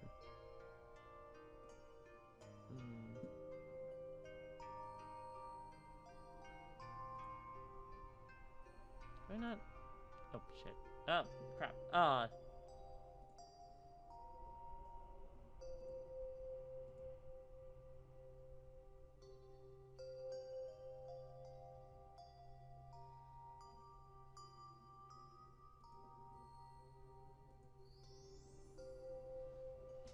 What was it?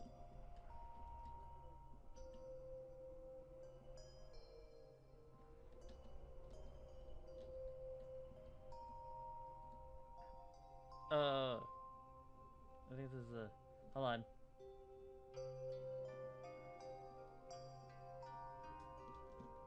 Wait.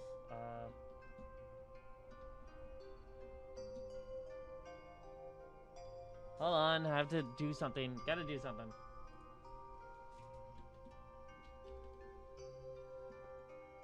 What was it? Investigation.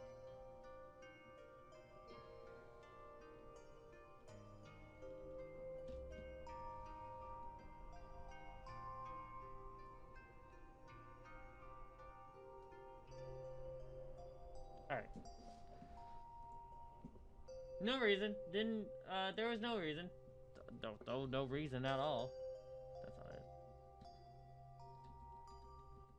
Self-voicing enabled. No. Self-voicing disabled. The fuck was that? It sparkles and glimmers, like the star that fell to the earth. I fall silent, the words stolen from her mouth. Then Tara points staring that we already know. There it is! It's a thing! It's a thing! Buoyed by the second wind, Tara runs off again. This time, Morgan and I are close behind. We follow the light, which sometimes blink out, but soon reappears. To focus on not slipping and falling to give much thought as to the source. There's no telling how long or far we've been going. Sometimes the light never seems to get any closer or farther away. It's like it's running from us. Hey, wait up! Tara yells out into the darkness. If whatever it is understands her, it's ignoring her. Okay.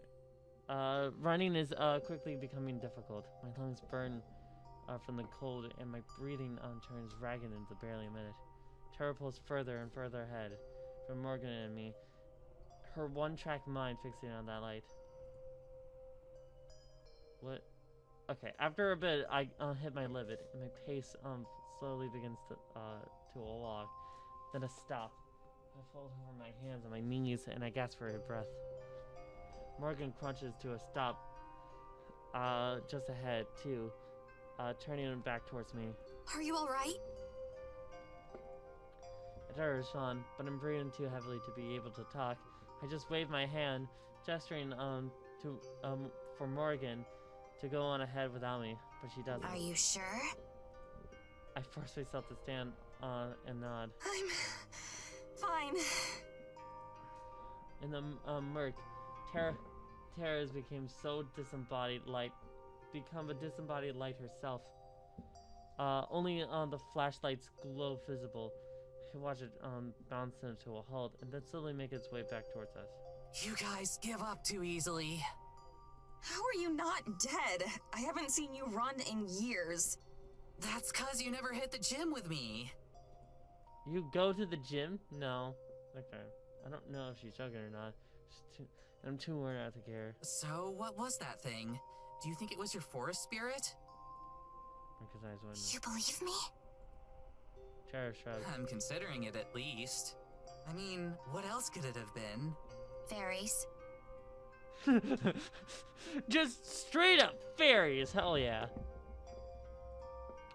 I side-eyed on Tara, who is very interested in her boots. The forest spirit doesn't really make a light like that. At least, not that I'm aware of. Right, that makes sense. Doesn't it, Mads? It was probably someone from the village. But as I said, I know how lucky that is. The way the light seems to be always maintaining a precise distance is unnatural. I can feel the seeds of doubt being sown in my heart. But it was definitely strange. Very strange indeed. Almost very too paranormal. Tara looks at me with more pride than a rainbow flag. Hey, holy shit! That's practically canon in Maddie terms. Oh, damn. I roll my eyes, but it's particularly just for show. I'm curious at the very least I couldn't talk to myself a believer as long as Tara wishes. But that's two strange things so far, which is two more than I expected that I boarded the train out here. It was strange. That's as much as I'll... A yawn overtakes me in the middle of speaking. It doesn't help the pain of my lungs. Oh, guess it's past your bedtime, huh? Maybe. Shut up. I kick some snow on her and bounces uselessly off her foot. In the way, we've been mentoring each other, and it really does feel a bit more like old times. Make that three strange things of this trip so far. We should begin heading back anyway. We can't go much further in before I'd be lost too. You still know where we are? Yes, of course. We'd be in trouble if not. She has a point. I got too caught up with chasing the light that I lost track of what direction we come to. I'll show you around more tomorrow. There's something you might like to see. It's the talking cat. Yeah? What is it? A surprise. We'll go tomorrow before it gets dark. It's a bit of a walk.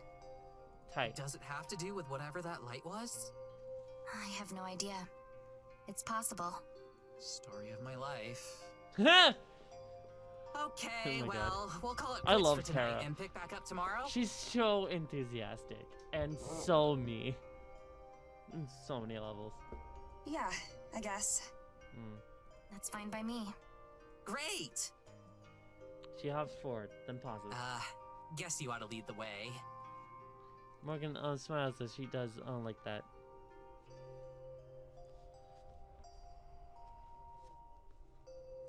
It takes us only 15 minutes to reach the cabin. We must have added a lot of time to our trip with all the wandering we did. Morgan bids us farewell at the door, which I barely return before stumbling inside. I halfway out of my boots by the time Tara's inside. Guess you're not staying up late then. I'm out like a light the second I hit the bed. Tara grins, just briefly. Right. My hand's on the door when Tara clears her voice. Hey, thanks for, you know, chasing after that thing. I appreciate you playing along. My hand's laying on the door, poised to turn. Yeah, of course. Let's see what we find tomorrow. Right. Yeah. Right. Good night. Okay. Night. Night! Quickly step in and then shut my door before Tara can say anything else. Where's the Yuri? As I switch out the lights and crawl into bed, I remember at the end of the train ride here. I felt the same just now, standing there not knowing what to say. Wish it would be so easy. I finished those thoughts from my mind when I wrenched my eyes shut. There'll be time to worry about it tomorrow. I have time to think. We have a month. As I slowly drift to sleep, the exhaustion that I feel is winding down over the stress. The last thought I have are dancing lights in the snow.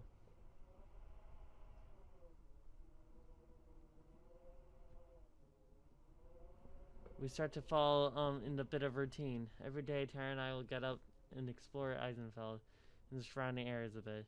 We never go far from the forest, but just enough to set up some dramatic camera angles or to film some monologue segments for Tara. Once Morgan's done with work, she'll join us and show us around. Sometimes she brings her cat with her. Surprise, surprise. It still hasn't said a word. She keeps promising eventually will, though. Ever since the night we came to light to the trees, we've hoped to encounter something equally mysterious or interesting. No such luck, though. Any sort of hope or excitement that I had, any bit of belief that I allowed myself to build up to, has been squashed down to resigned indifferently. My trademark, I know. It took about a week for this before Morgan asked us to wait for her in the cabin, saying she was finally ready to show us what the thing she mentioned. She still hasn't wasn't anywhere forthcoming as it was, but over a week we've known Morgan. I'd gotten a little more comfortable with the idea. If she was gonna leave us in a shallow grave or something, she had plenty of opportunity to do that already. The heavy clouds overheard the promise. Darker light with the past few and probably heavier snowfall. We won't be able to stay out there very late. Even with Morgan's guidance, the possibility of being caught in a snowstorm is harder to ignore. Tara paces back and forth outside, and I linger to the doorway, trying to enjoy the warmth of the cabin for as long as I can. Finally, a fashionable 15 minutes late, I spot Morgan heading down the trail, the village towards us. Tara zips off onto intercept her. The two of them approach together. Hey, sorry I'm late. Work was a little busy tonight. Busy? No worries. Well, the answer is one of the myths of Eisenfeld. Yes, it was so busy, I had to deal with one customer. Good for you. I know, it was fantastic. It was so much fun. Tara bounces the two of us right into in. So, You said you had something special planned for tonight, right? You spent the whole day trying to guess what it is. I think I've narrowed it down. It's either a crashed UFO, the Fountain of Youth, or Elvis. Elvis? What the hell did Elvis do? Those are the ones you narrowed it down to? Someday, Mads, it's gonna be Elvis, and you're going to wish you'd believe me. Oh my god. 5,000 gift subs if Elvis was the one involved with it. Oh my god, if Elvis did it, I swear to god. I face Morgan, pointedly turning my back to Tara. Anyway, we're ready to go if you are. Hell yeah. Do you both have flashlights? We're going to be heading a bit deeper into the woods this time. We both hold our lights in unison. After our first venture in the forest together, there's no way I'll ever go there without us having a flashlight. Just having one makes me feel more self-reliant. It helps suppress my anxiety a little bit. Just a little. Great. Follow me. We circle back around the cabin and head to the woods. I've been waiting to show you two this since you got here. You're going to love it. Okay. Tara starts to vibrate again. Clearly soaking up the suspense. As much as I hit it, she got me plenty curious too. I'm not sure what she could be keeping a secret out there for so long. This isn't going to be dangerous or anything, right? Probably not. Probably. I like those odds. I like those odds. Hell yeah. Hell yeah, I like those odds. We set out the fairly brisk pace. Tara makes it a point to walk right by Morgan's side, taking short and hurried strides, but she doesn't find out where we're going soon, and I'm pretty sure she might actually explode. Okay, I'm gonna keep guessing. Ancient graveyard, fairy circle, satanic ritual, Sasquatch den? Close. It's a church. Ah! Tara stops dead in her tracks. Wait, a church? Duh. Was Maddie right when she said you were gonna try to get us to join a cult? I never said that. I might have said that.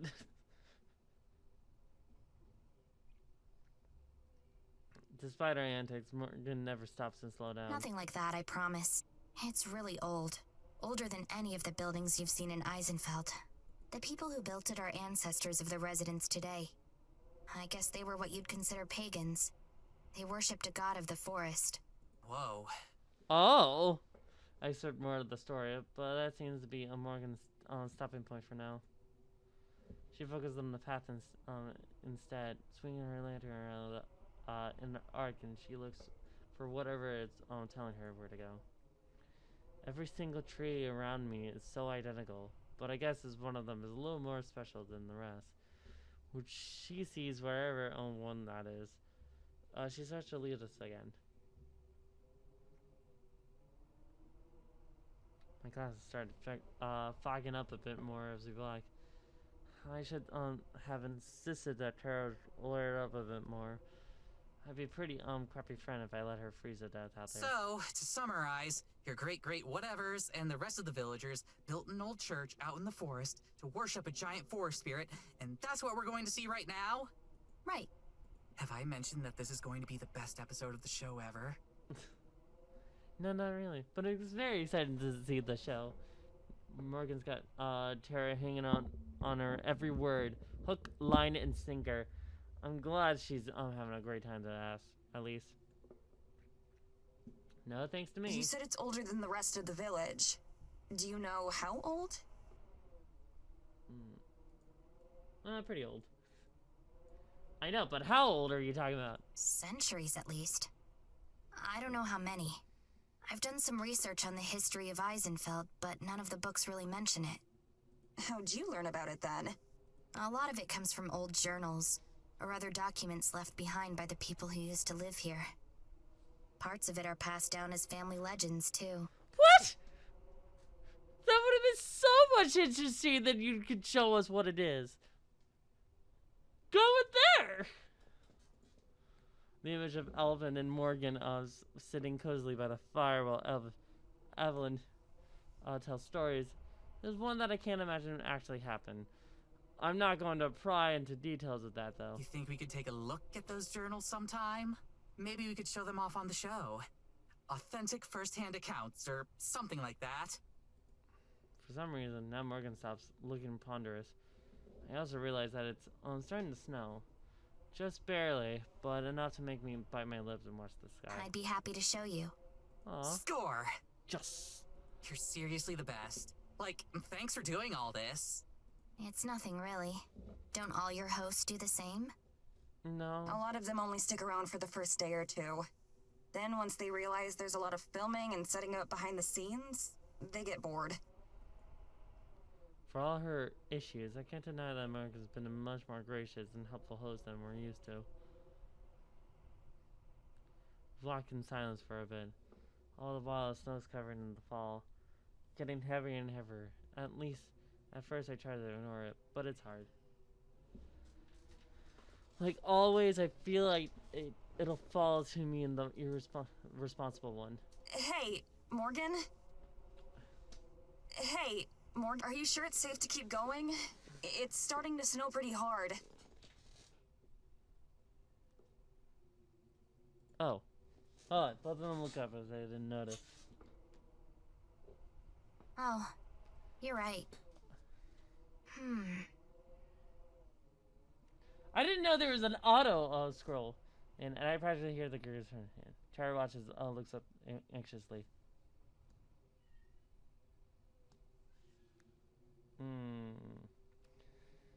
And she starts only worries if Morgan starts to a little bit look uncomfortable. It's going to get bad pretty soon. Yeah. She says that no matter how effectively the severity don't register. I'm just gonna do it. Then every single alarm bell on my head starts ringing. What? How soon is pretty soon? And how bad? I'd say within the next half hour. Those clouds don't look good. That's an understatement. These seem to be moving pretty impossibly fast. Just like that, the weather has gone from a light snow to a start of a blizzard. We need to turn back then. Back to the cabin. I take a couple of steps, but the fresh snow has made it hard to walk. Even the trail that we were just last has been partially obscured. We're closer to the church than the cabin. I think we should go there and wait it out. Oh shit. Wait it out? What if it doesn't just pass by? What if we're stuck there for days? It's better than being dead, you know. I turn to her in disbelief. No shit it is! Morgan wrings her head, looking generally distressed. I don't know what's going on. I don't think it was... Again, she looks back in the direction we came from. Boston. We're just wasting time standing here arguing, you know. Morgan said we should go to the church, and she's the expert. I'm loath to call her an expert at this point, but Tara's right when we don't have time to spare. We're definitely in dire straits if she's the one being the voice of reason. Fine, let's get going then.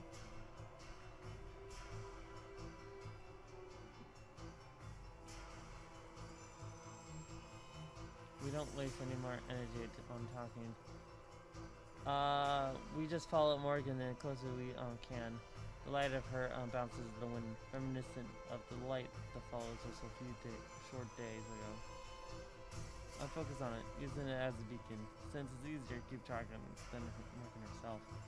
I burn my face into my scarf as much as I can, feeling the wind pushes against me and make it harder to walk.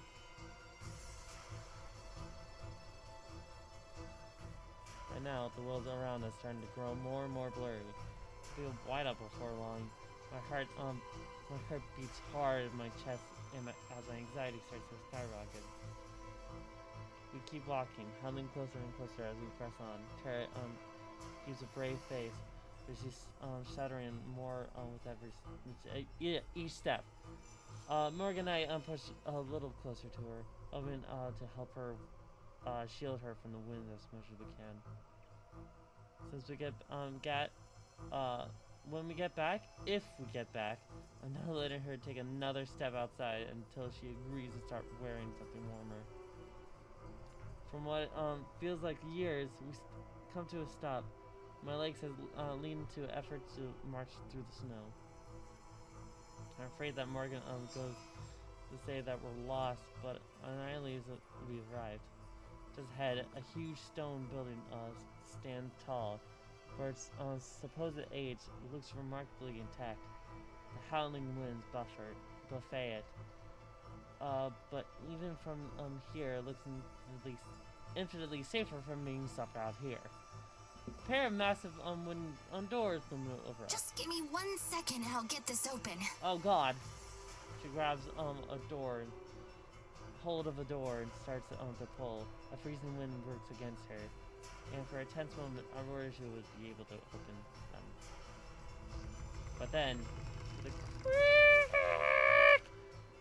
that audible, even the weather, they slid open and let us in. After you. We don't need telling twice. Tara and I hurry inside, with Morgan letting the door slam. The first thing that strikes me is the temperature. An old building in the middle of the blizzard should be frigid, but in fact, it's almost warm. Mads, we hit the jackpot! Her shout reverberates around the massive chamber, leaving the faint echo of its wake. When Morgan said a church, I figured it would be like some small wooden shack with a tacked on steeple, but this. Tara's flashlight gleams, dances wildly on walls as she spins in the circles, trying to take in every last detail all at once. This is nothing short of incredible. I let my light drift as much as well, but slowly enough I can actually take the time to process what I'm seeing. The whole interior is remarkably well preserved. A few broken pews, a couple pieces of collapsed stone, and a layer of dust on nearly every surface are the only things that make the place seem anything less than brand new.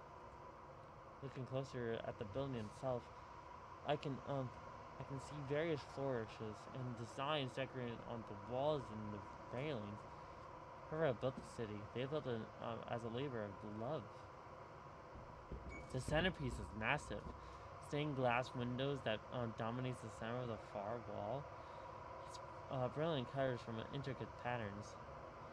I make my way over to Morgan, who's currently watching Tara dart around the building with a small, satisfied smile.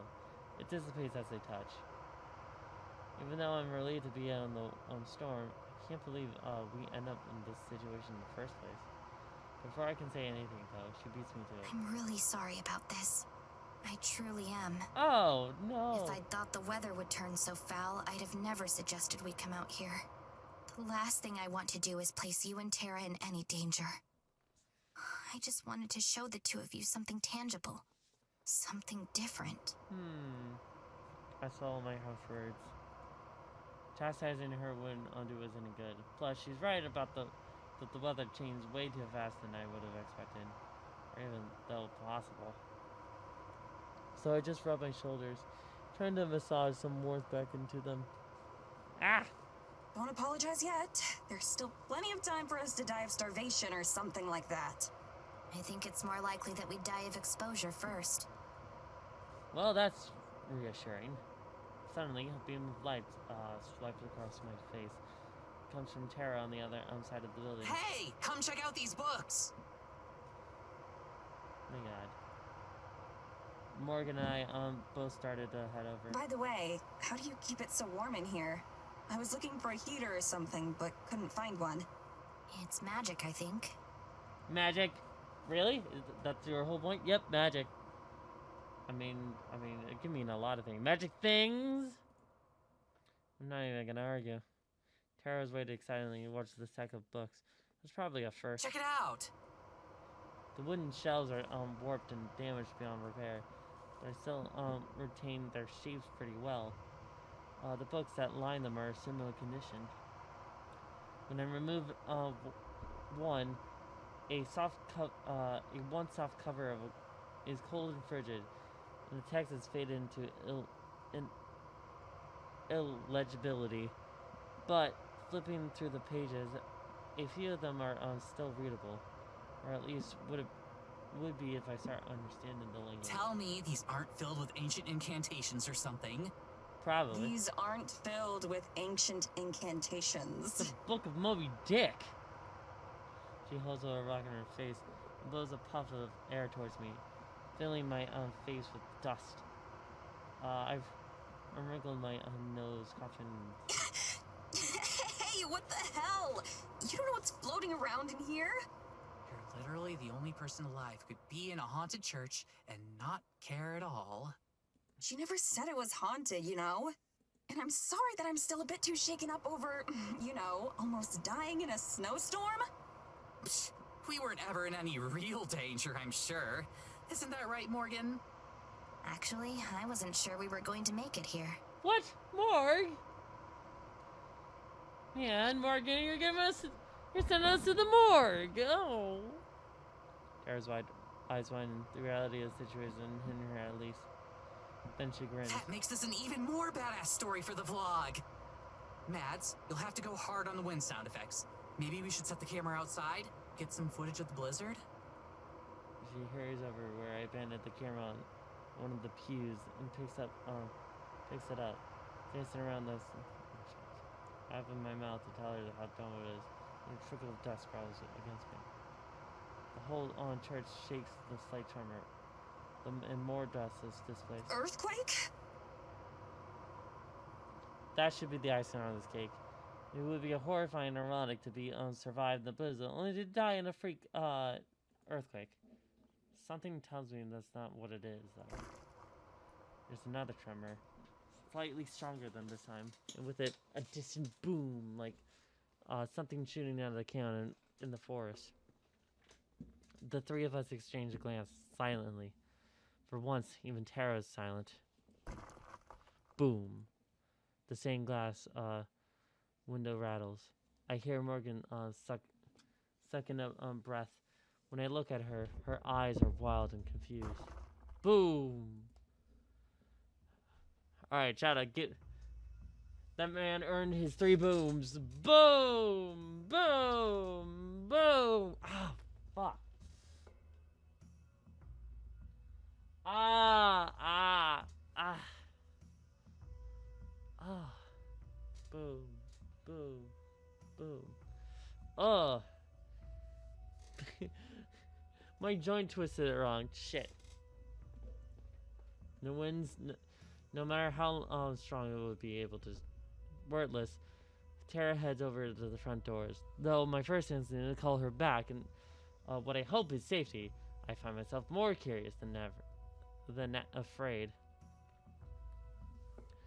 I know onto what it is. I have to see it.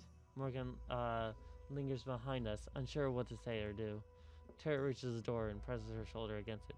She pushes the door open, just a creak, or what she tries to.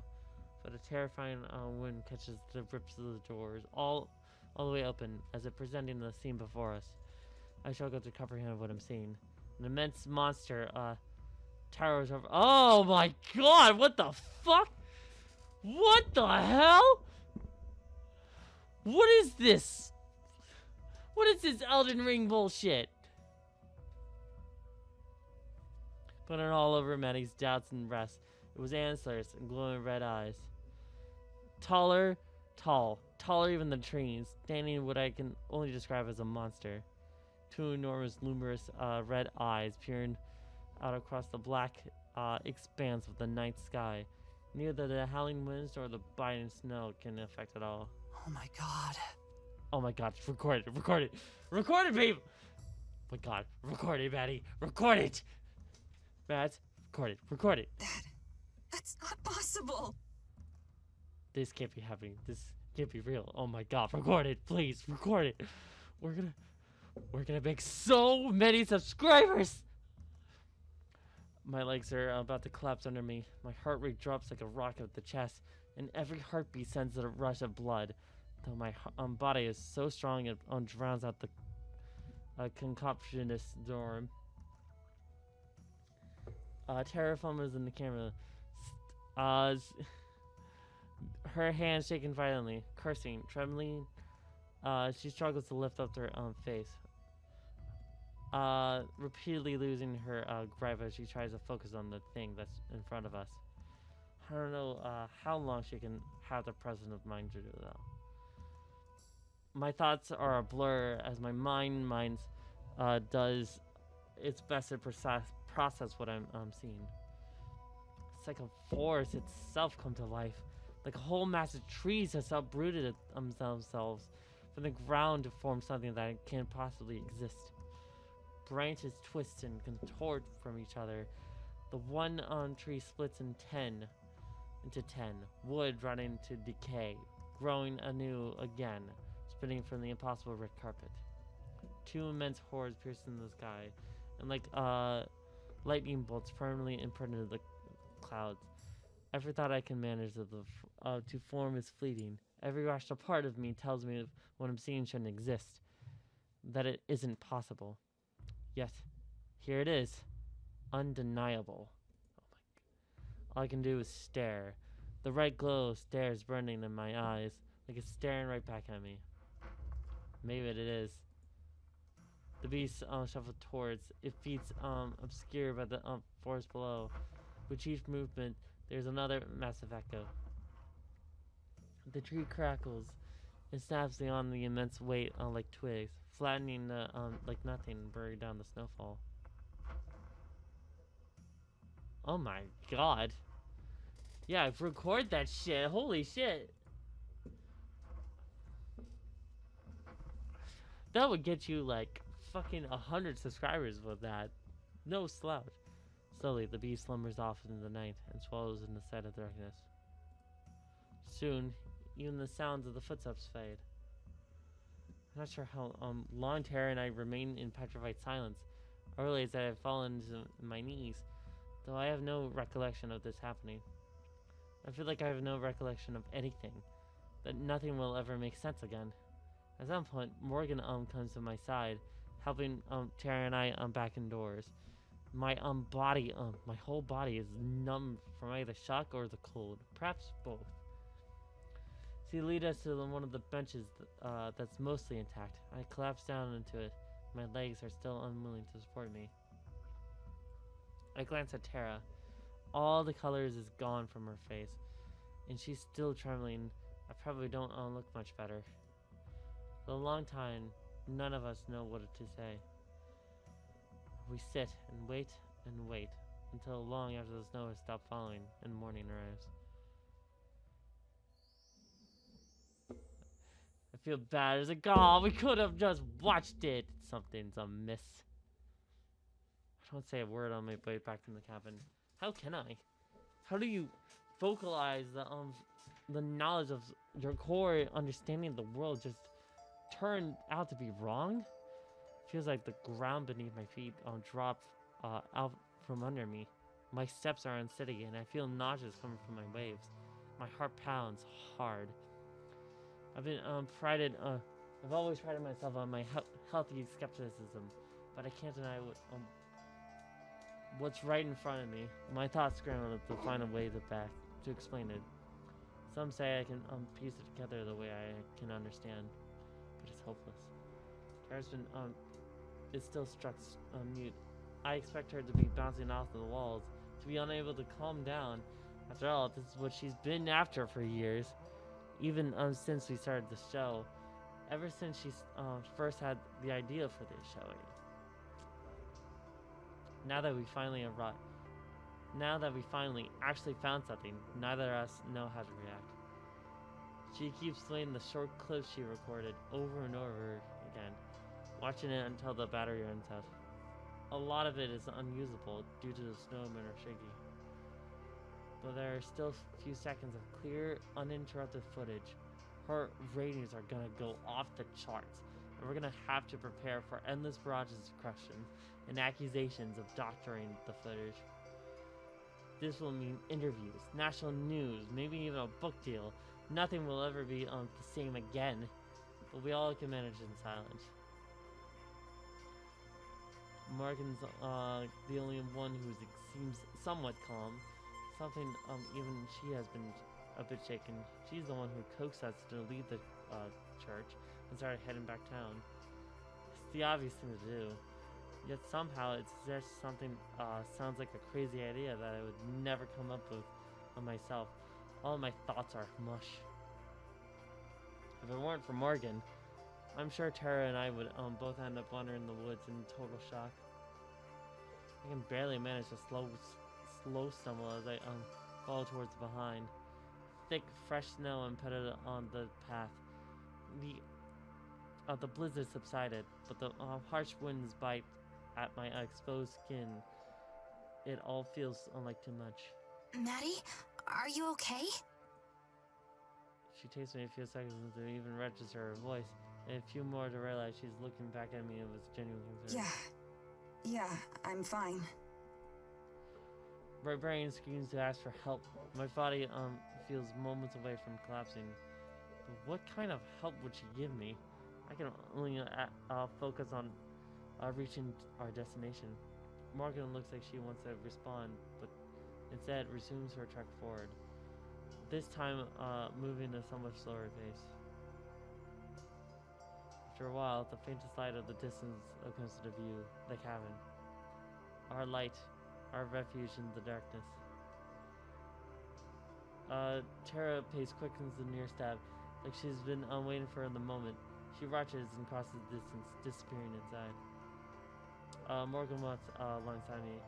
She opens the door, following inside behind me. I feel a sudden pang of guilt over how much I've disregarded her before now, especially since she was actually right. Damn, who knew that Maddie was wrong all along? You know, that's some lesson for you to learn. If you come to a trip with a fellow nerd who is acting very strange and says that there's something exciting to show you, believe them, because you might find something extraordinary to see, or scary a little bit maybe, and not get mugged by like one of the looters or something. And until I hit the cushion that I realized I nearly crushed on Tara, who was already collapsed next to me. Sorry. She doesn't even say anything. She might not have noticed. I thought that getting back to the cabin safety would renew her enthusiasm. She should be running circles around me, screaming that I told you so. Everything about her whole existence has just been validated. But she's just looking down on the ground without saying a word. Her bangs obscured her eyes, having her face unreadable. Her chest rises and falls in odd rhythm. Then I realize she's just like me. She's still trembling. The monster's silhouette flashed before my head again, huge and terrifying. The red light shining down the very center of my being. Here, this will help. It's weed. Have some weed. She sets 2 glasses of water down on the table in front of us, and I didn't even register her coming over here. God damn it, why?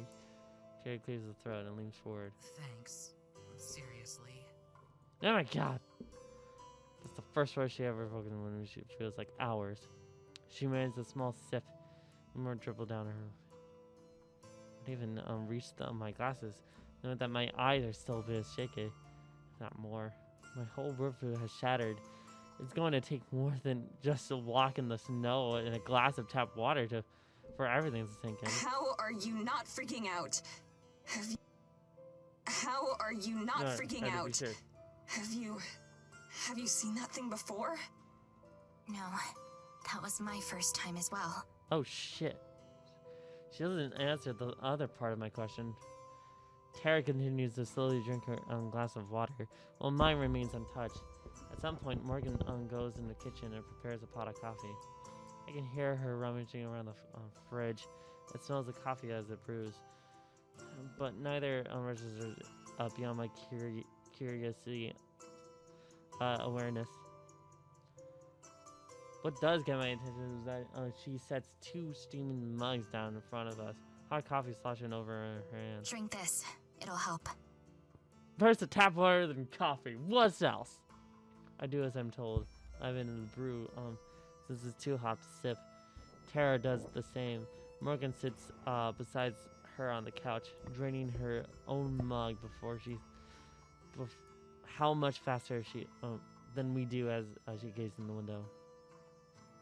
By the time I'm about halfway through my own window, I do feel a bit better. Whether that's because of the warmth, the caffeine, or just the placebo effect, I'm not sure.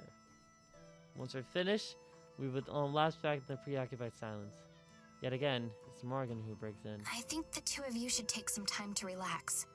I need to get home soon too, before I arouse too much suspicion.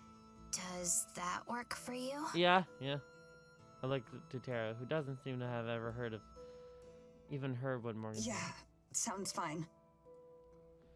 And more than I think about it, it's more appalling than it sounds. Right now, I want nothing more than to curl up in my bed, cocoon myself in blankets, and sleep for a while. Okay, I'll see you later then. I was a holy shit. Never one for long goodbyes. I'll message you soon.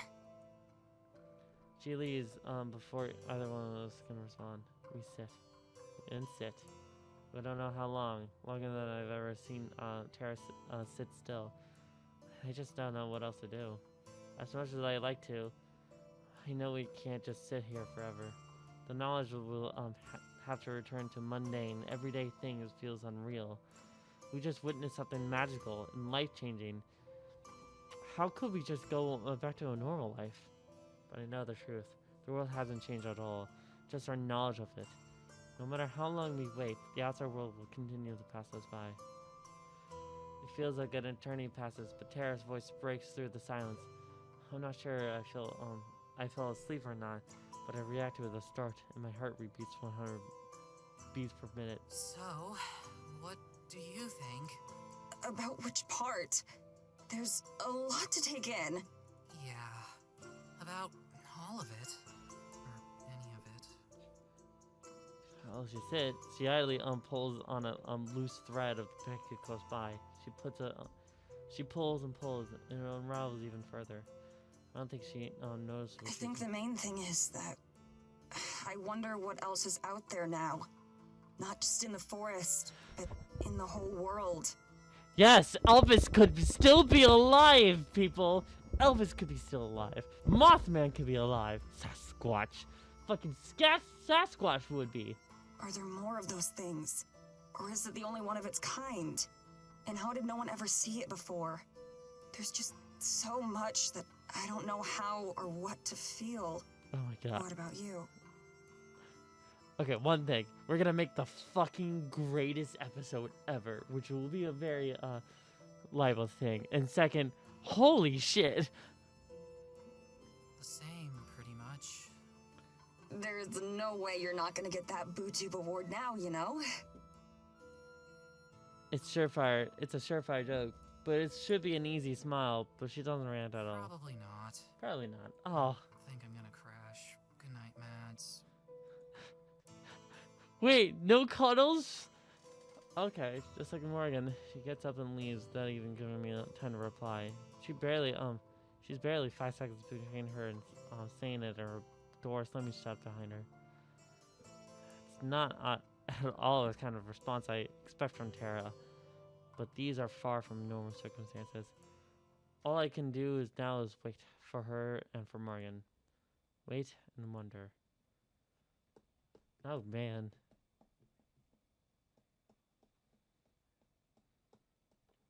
After a late night spent researching, I awaken around 11 in the morning. A good 2 or 3 hours lately, and I usually get up. I get dressed in a hurry.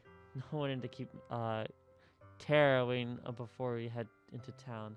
It would be pretty ironic twist, though, since usually I'm the one who has to wait for her to get ready to win it. I have a sheaf of notes that I took, and a hand cramp to match. I'm not sure how useful all of it will be, so at least I start out. Tara's good at seeing the hidden connections and putting pieces together, though, too.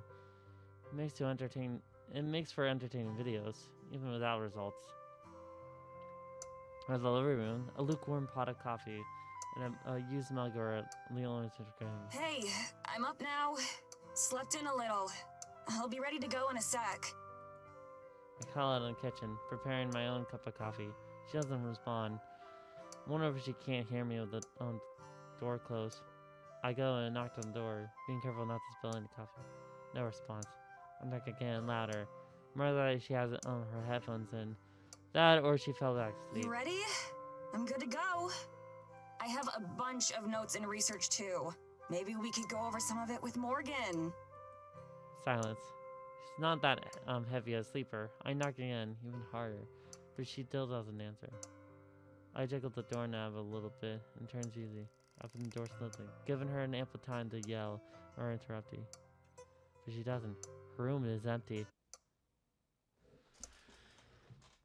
What? What?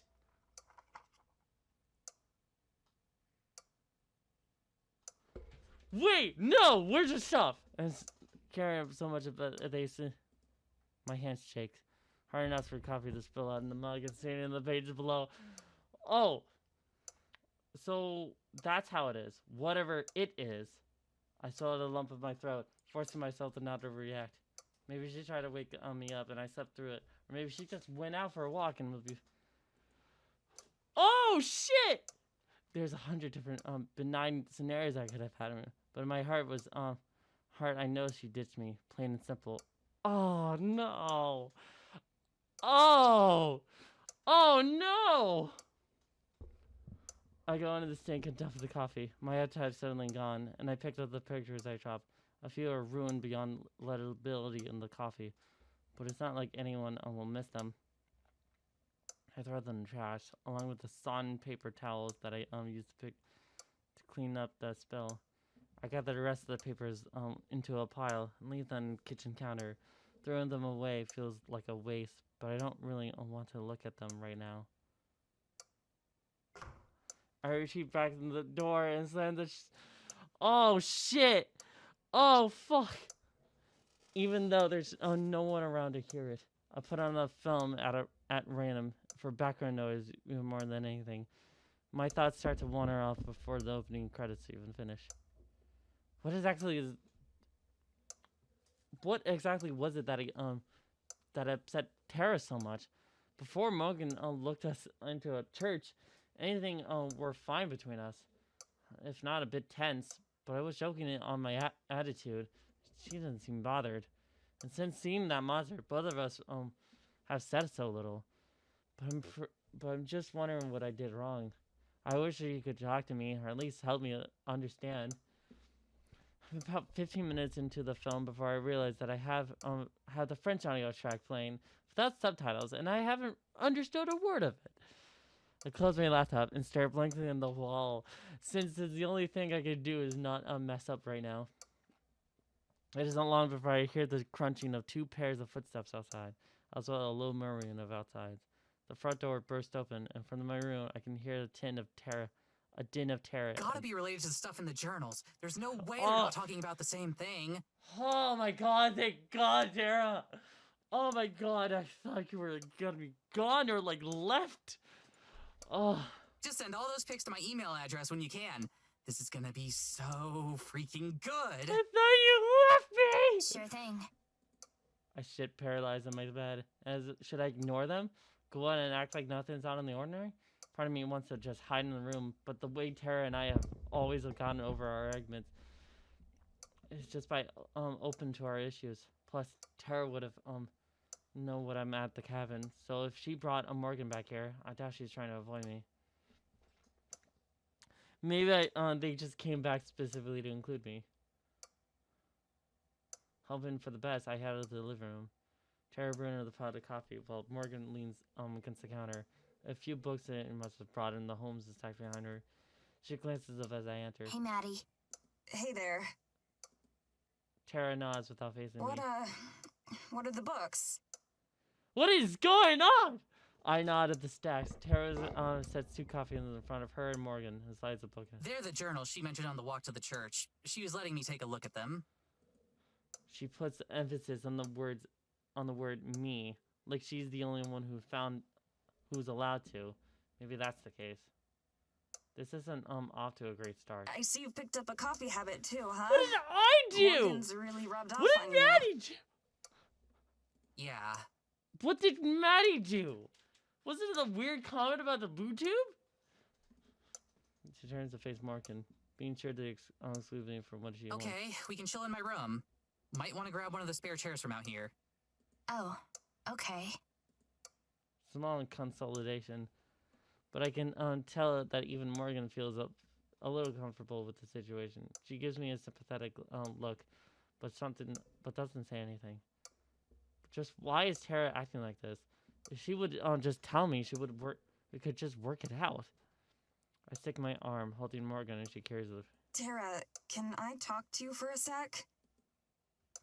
The two of them exchange a look but I can't tell what it's supposed to mean. Then she shrugs. I gesture towards my room, and she follows me in. I shut the door. Can you please, tell me why you're mad at me? I'm not mad at you. I scoff. Whatever you want to call it, why are you treating me like this? Like what? Why is Tara being a bitch? I could always feel myself starting to get angry, but I keep... Please don't play dumb like that. You barely talked to me for 3 days. You ditched me this morning, and now you're going out of your way to exclude me. I don't know how to interpret that as anything other than mad. I have no idea what I said or did to piss you off, so I don't even know what to apologize for. Tara runs a hand through her hair, looks around on my room. It's the first time she's been here since we arrived in Icefield. It's more or less a carbon copy of hers, so I don't know if it's interesting about it. I'm not mad, I'm just not wasting your time with this stuff anymore. I can take it from here. Why? Why? I was there! I'm not Sorry, what? I said I can take it from here. I'm sorry? Take what exactly? The vid. I mean, you're quitting anyway, so I've got to learn how to do all this on my own, right? Okay, what is the sudden change of... But that's not... I don't even know what to say. Why not ask me at least? Or even tell me? That's so screwed up. How do you figure? Every day since we've got here, you've talked about or at least shown how you don't want to be here. You even said it yourself. You had to make an effort to be less bitchy whenever we go out. So, now that there's a solid lead, I can figure out the rest of it myself. Or at least with Morgan's help. Yeah, to be fair, Maddie was a bit of a bitch a little bit. Yeah, that was kind of slightly valid. If you want, I can buy you an early train ticket home or something. Next one should be coming through in a day or two. You don't have to keep pretending to care. The whole time, her tone never changes. It's flat and emotionless. I wonder if that's another result of Morgan's influence. I wait, expecting there's a more, hoping that there's some. There isn't. I stand there, dumbfounded. Tara shrugs again, and then leaves, closing my door behind her. Okay, sorry about that. Let's get those journals. What the fuck?! I can still hear her talking to Morgan through the wall, bright and chipper. My legs feel weak all of a sudden, and I collapse into my bed. Though, through everything, my own misgivings and concerns about my future, choosing to quit the show and telling Tara about it, and then witnessing the monster of that church, I managed to keep my composure. But the first time in, I don't know how long, I can't stop it any longer. I cry. Oh, this seems so unfair. Of course I didn't want to be here. It's been a waste of time every single other time. I get it. I was a skeptic, the non-believer, only humoring her in all of her exploits and playing her as her foil. I ran in on her parade constantly. Now, even everything that happened, she was right. I can't deny that. But why does that mean I don't deserve to be involved with it now? Maybe she took my leaving personally, even though I swore that's not the case. I was only doing what she was right for me. I needed to move on and do something with my life. So is it really my fault that it meant I had to stop playing around with paranormal stuff? after these past couple of days. It was even starting to reconsider that. Maybe staying on the show wouldn't be so bad. Once the episode goes live, everything will be changing. But now I don't feel like that's the option. That's an option. Like she'd even want me there anymore. I feel like everything in my life had changed just for a few short days. Like I'm lost at sea without anything to hold on to. My best friend of the whole world is at the epicenter of it all, and 1,000 miles from home. Though through the walls, I can't faintly hear the sound of Morgan and Tara discussing whatever it is. Not nearly loud enough for me to make out my word, but enough to remind me of my exclusion. I wonder if Tara knows how upset I am, or if she expects me to be grateful. Neither would surprise me. I cry until my eyes are dry and sore, but I don't feel it any better. The walls of my bedroom feel claustrophobic, and the vague sound of Tara talking is insufferable. I hurriedly bundled up and slipped out of the bedroom and set out the cabin for some fresh air. The cold is just barely more manageable today, and it's still preferably on the atmosphere inside. It stings my wet cheeks, spreading a reminder of my unhappiness. I pick a direction at random and start heading to the forest. As long as I don't make any twists or turns, I just head to the straight line. I won't be able to get lost. After all what I've seen, the woods feels especially hostile now.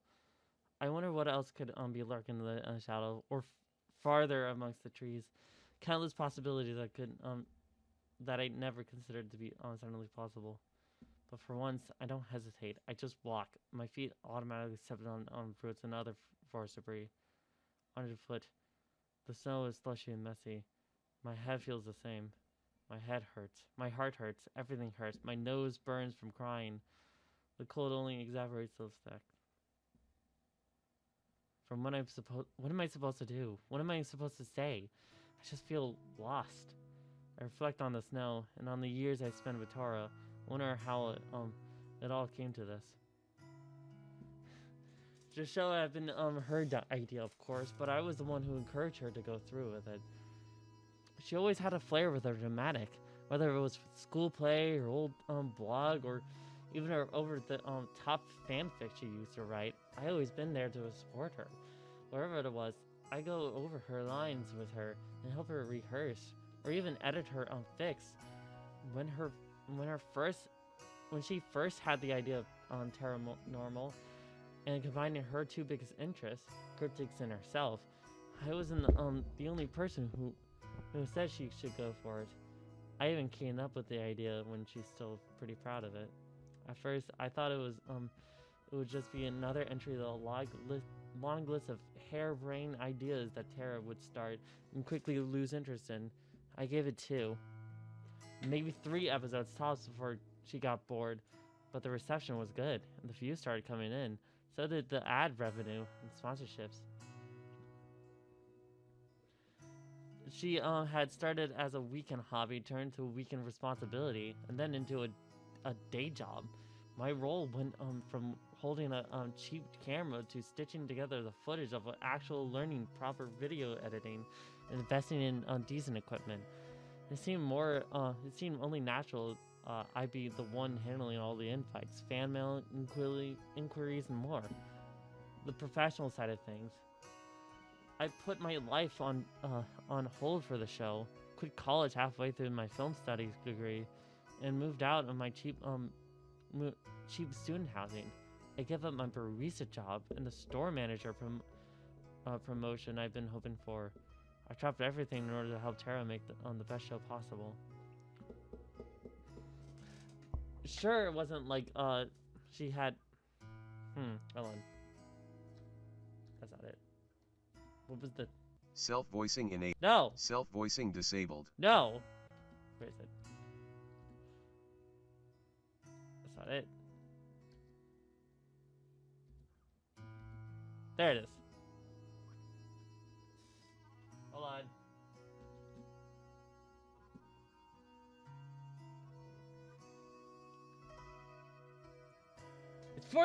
It's for the thumbnail, people. It's for the thumbnail. Her name's in the tire. Fly. Sure, it wasn't like I had it rough. Spilled royalties with me and pays for the expenses herself. And the two of us were done pretty well for ourselves. Better than we had any right to expect. But at the end of the day, it was still always about Tara. Her name is in the title. Her name is on the contracts. Her name is in the fan mail. Tara, Tara, Tara. And when it's all over, when the final episode someday goes up and she moves on, she'll be able to take that name with her anywhere. That success, that popularity. And all I have is the memory. The more I dwell on it, the more unfair Tara's behavior seems. I can feel anger overcoming my sadness. How could she say something? How could she say I'm only pretending to care? I gave up years of my life for her, and she dedicated them to making her look good. Without me, she'd have never been able to balance running on the business side of the show while actually making it. Hell, she's not even close to being tech savvy enough to do what I do. Part of me wants to spin around right now and go back to the cabin and demand an apology, but I know that that would go. She just gets defensive, and even if I said she's sorry, she wouldn't mean it. It wouldn't actually fix anything. We'd just be back to where we started when we first got into Eisenfeld. Awkward and tense. There isn't a really good solution when I can think about it. What I have to do is say something. I can't just leave things as they are. Her offer for an early home trip lingers in my mind. I'm sure she'd make good on that promise. It sounds like a pretty tempting too. In less than 3 days, I could be comfortable, warm, back in my own bed. I never had to think about Morgan or Eisenfeld or the forest spirits of weird churches or floating lights again. I could just move on with my life the same way I've been planning to once I get home anyway. And as I think that, I know it's not really an option. I'd never be able to live with myself if I let it all go unresolved. Two piercing red eyes shine in my memory, and I thought there's no way I'd be able to forget about them. Remembering the monster makes me stop and take stock of my surrounding. I've been walking around for a pretty good rate, unhindering by the weather and fueled by my mad mood. There's a small clearing just up ahead, and it looks like it might be a good spot to take a short break.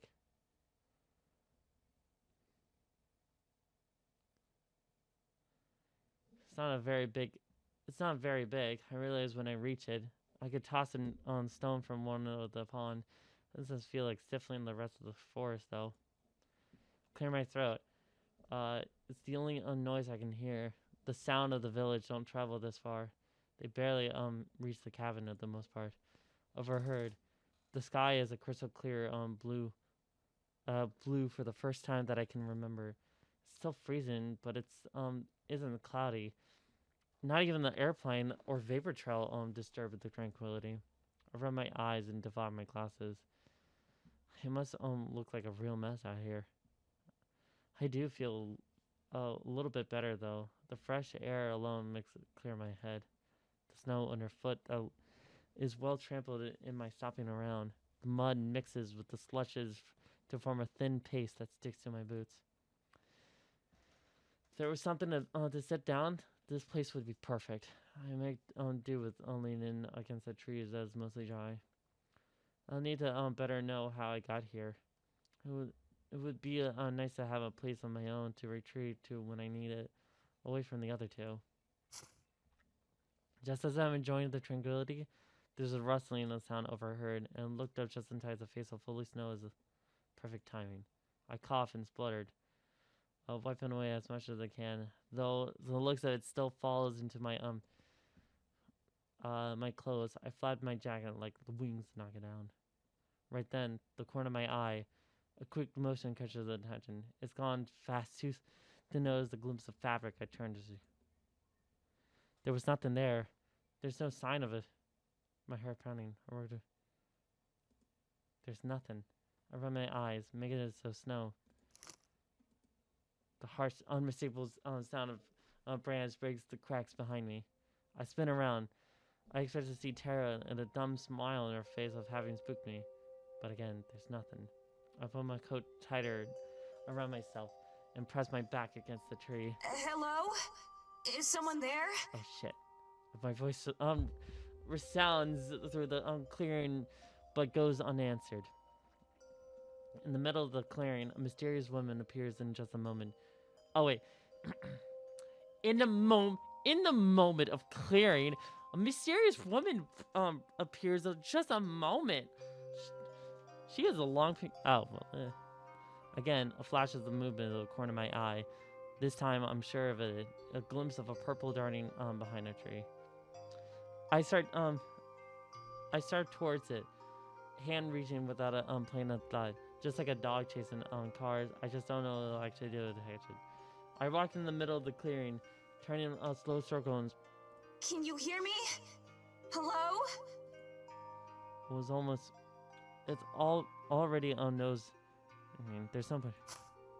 What? Huh? Huh? Huh? Huh? Can you... There you go. I see you. I see you. Who are you?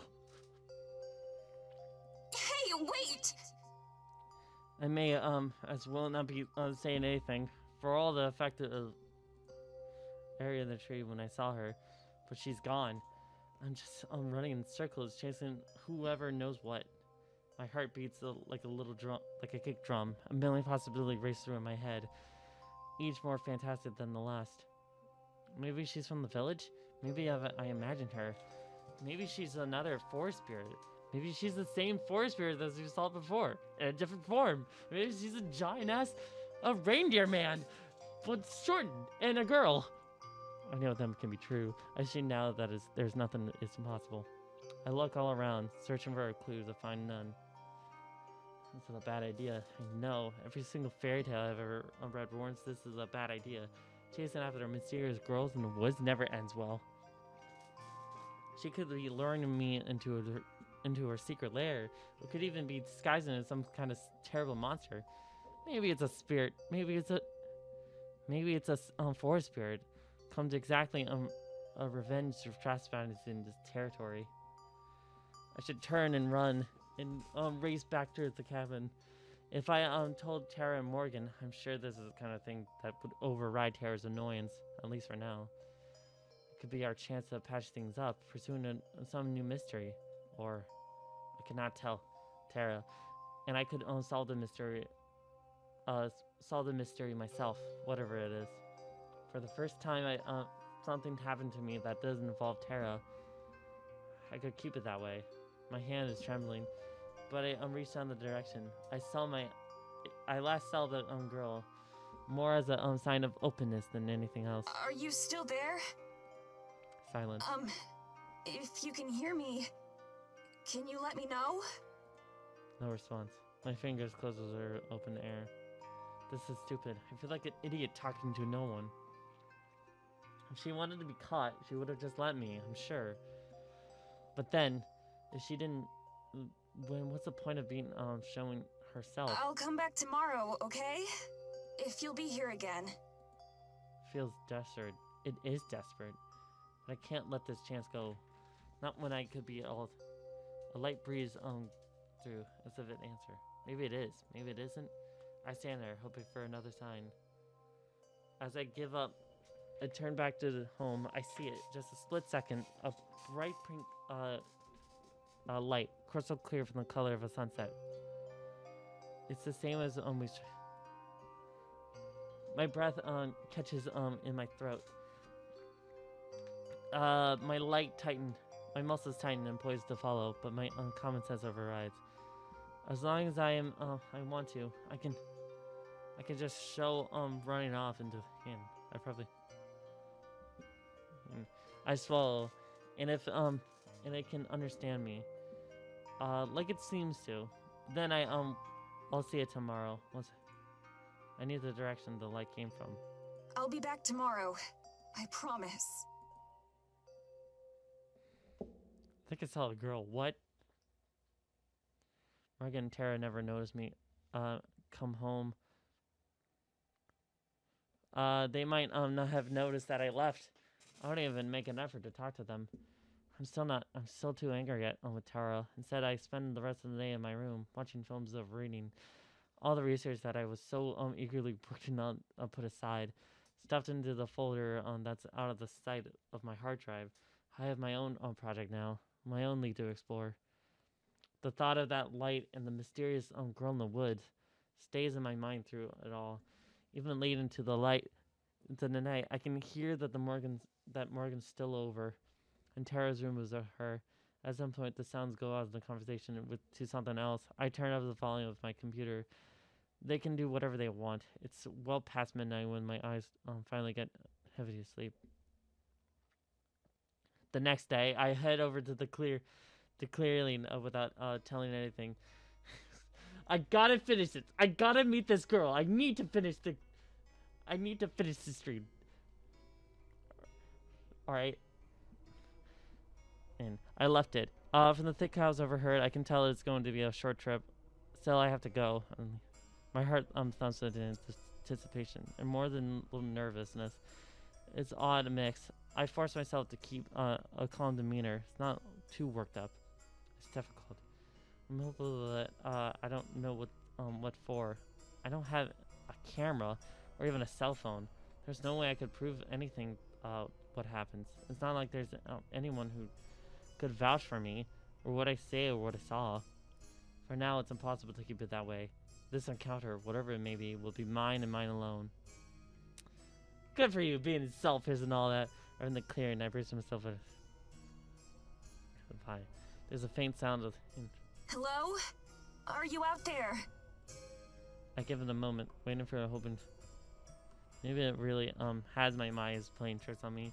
The light could have been reflection of the sun. The girl could have been. There isn't a doubt left in my mind what the girl was there. There's no way I didn't see someone. Frustrated, I kicked in some mush on the ground and splashed and splattered my legs. Are you there? I'm waiting. Please. I feel like a fool. I'm pleading for someone that may or may not exist to manifest. If someone had told me a week ago that I'd be here doing this today, I'd be laughing at them. Everything about this situation doesn't like me. My irritation builds up with myself, with Tara, with the stupid ghost light, with everything. Whatever there was gone now. Whatever it was there is gone now.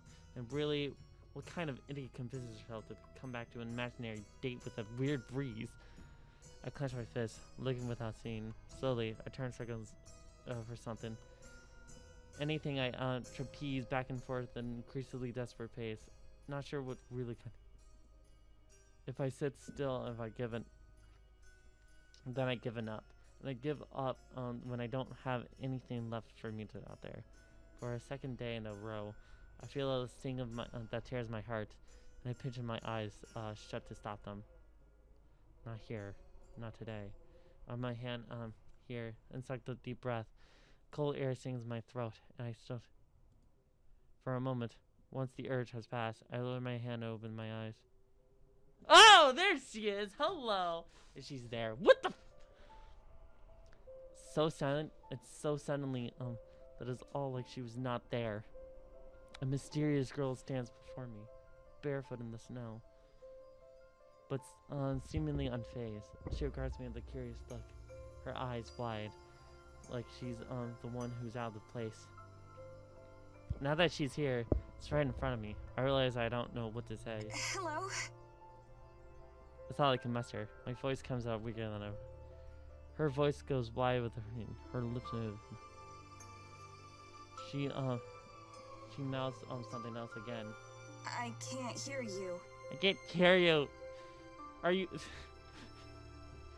Did you change? Did you mute yourself? Did you change your audio input for a little bit? A frown. She turns away. Have I disappointed her? She's going to disappear again? Please don't go! I don't know why I want her to stay. Something is clearly different, unnatural. This isn't a normal girl. But that's exciting in and of itself. The girl turns back around to face me again. She looks just as confused as I am. There's a nervous sort of energy to her. Beneath the gown she's wearing, far too thin for weather. The girl's legs are tense and ready to bolt.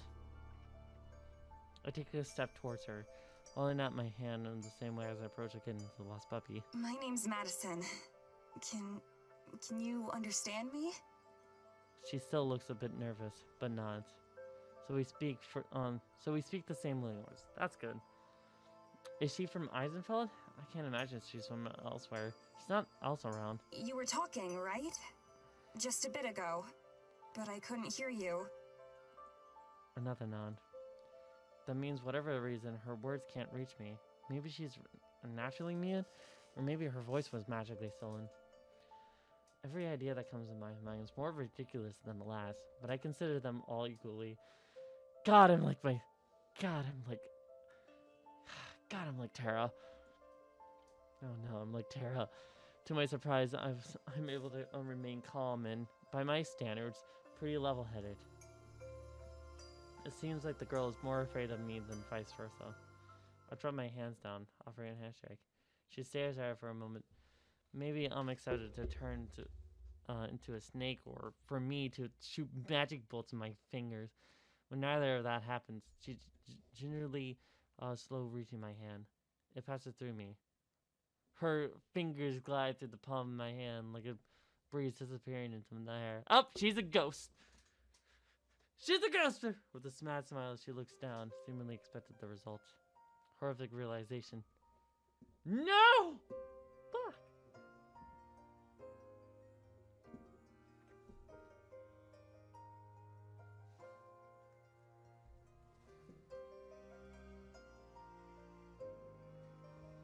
Fuck! Hold on. Okay.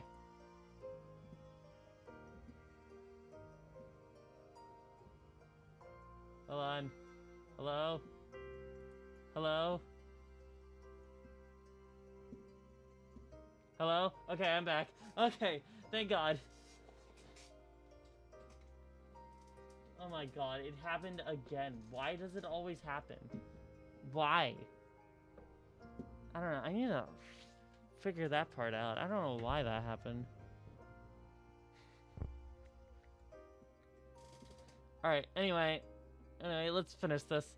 Really sounds of it. The same things as this getting me out. She's a ghost! She isn't really here the same way that I am. You're a ghost. Fuck! The love interest is a ghost! A slow side nod. She looks all apologetic about it. For unconvincing me of her lack of corporal form. I'm sorry. The words feel weak and inadequate, nearly like a non sequitur. But really, what do you say to a ghost? She shakes her head vigorously, hair flying around, trying to rid herself of some bad thought. She gives a big smile and stretches her arms wide, turning around in a gesture of the trees around us. What is it? I don't understand. The girl bites her lip, wondering how to better convey her message. Then, with a decisive nod, she points at me, and then points the ground between us. Pausing for a moment, she holds on that pose. Then she points to the other trees, particularly the path I come from, and shaking her head.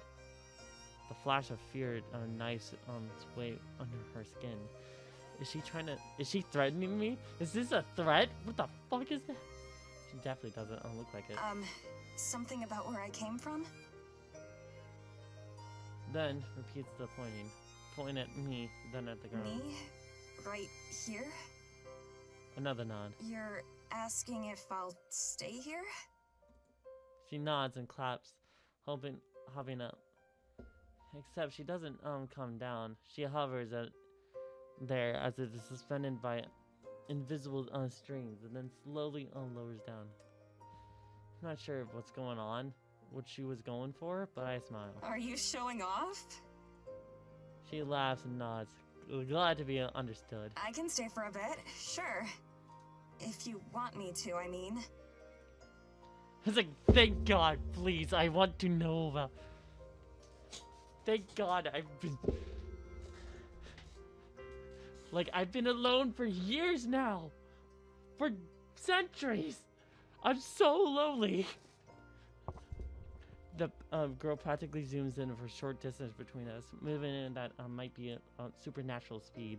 She stands so close to her gown, phases through me, incredible as it lacks the sensation. And she nods again, the time solemnly and hopeful. I can't fight the feeling that she could easily be setting some kind of trap or leading me astray, but I still don't get the impression of her, so I agree. Okay, I'd be happy to, but I can't stay for too long, or Tara will start to wonder where I am. Tara again. For the first time since we arrived, I was able to fully push her from my thoughts. I was so overwhelmed by my by meeting this girl that Tara didn't even register in my conscious. But now, there she is again. She's more hunting than ghosts. The ghost in question mouths Tara's name. One of the few words that I can actually lip read. The person I came here with, she's, back in the village. The girl's eye go wide and she points the direction towards him, then makes a dragon motion. This one's easy to understand. No, she's not coming here. She has no idea. For the first time, I'm glad that the girl can't speak, because it means she can't ask me to elaborate. I don't want to think about Tara right now. She just used to sign language, just elaborate please, and this guy just god damn it. No! I don't want to elaborate. I don't want to talk about it. It's a long story. Anyway, were you here yesterday too? Watching me? She nods, wholly unapologetic. I thought so. I also thought I might be crazy though. At this point, I wouldn't be surprised by either one. She looks surprised. Wonder if she knows about the other supernatural occurrences in the forest. Maybe they're connecting somehow. The other day, my friend and I were out in the forest. Nod. And suddenly, there was this huge snowstorm. Out of nowhere. And we saw this giant thing. I stretched my hand to indicate how enormous it was. But the enormity and terror of it is possible to convey. I don't even know how to describe it.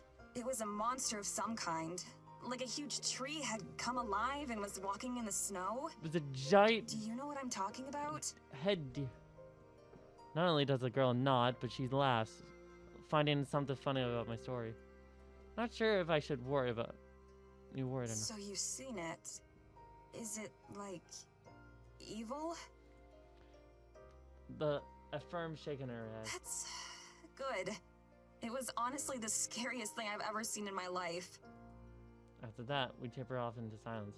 Well, I do. I don't have a reason to believe her, but so far, she doesn't seem to threatening at all. I have a hard enough time holding up my end of the conversation under normal circumstances. This just makes it even harder. The two of us just standing there, looking at each other. Now that she's not moving around so much, I'm able to get a better look of her. She seems to be around my age, not a bit younger. Her hair is long and slightly unruly, reaching out well down her back. She reminds me of a bit of Rapunzel. All alone in the forest, all cute bow midway. Down helps keep her hair in place. Her eyes were curious, but slightly sad. Still, she smiles so easily that I wonder if it imagined the sorrow. As green as an emerald, her eyes kind of reminds me of Morgan's. I was taken aback by her sudden appearance, ghostliness, that at first I didn't realize. She's beautiful. Yay! Yay! Her choice of attire makes more sense now that I know she can't feel the cold. The gown she's wearing is full dangling threads and cuffed towards, and I assume haven't changed since she died. I shudder, trying to not to think about my own mortality. What was it like? Why is she here? Instead of whatever usually happens when you die. Does she know what she's missing? An afterlife? Or lack thereof? I have a million questions about her and about life itself. There's so much I want to ask, but it's impossible. And I'm starting to become like Tara. Why am I becoming like Tara? Plus, we've only known each other for a few minutes. I feel like that would have been rude to ask her right away. Yeah, that's fair. A thick snowflake lands on my snow cheek, startling me. I feel much forgotten about the weather. Overheard the clouds are getting worse, and then snow's started. As much as I wanted to spend more time with her, I really don't want to be caught in the blizzard. I need to go back now, but will you be here again? I'd like to see you again. Yay! If you'd like that too. Yay! Yay! She nods empathetically, with a grin on to match. Can't help but smile in return. It's nice to know that someone is looking forward to seeing me. Okay, I'll come back as soon as I can. I promise. Although, I'm not sure when the weather will let me do that. On the next sunny day, I'll be there, okay? She nods. Okay, I'll see you soon then. I hope. The girl waves goodbye as I turn to leave, remaining in the center of the clearing. As I get her last look at her, I know that I'm not imagining the sadness of her eyes now. I glance behind several times on the walk back, each time expecting her to have disappear once more. But she stays there, waving, until the trees will scare her from sight. Oh, she's like a last puppy. It's like, yay! It's like, you're leaving? Oh, okay. A splash of purple fabric against the brown and white in the forest. A little spark of light to look forward to. Alright, I'm just gonna end that right now. Holy shit. I'm just gonna save it. Saving that right. Okay. Okay. I'm into the stream right now. Holy shit. Okay. Hold on, I'm just gonna... So, what do you guys think? I mean, we kind of got sidetracked and, you know, got killed by, and, you know, met a giant reindeer spirit thing, and also got cod blocked by Tara. That's fine. I mean, it's fine. I'm not heartbroken by anything. Anyway. So, I think it's kind of close to midnight right now, so I'm just gonna end this stream right here and there.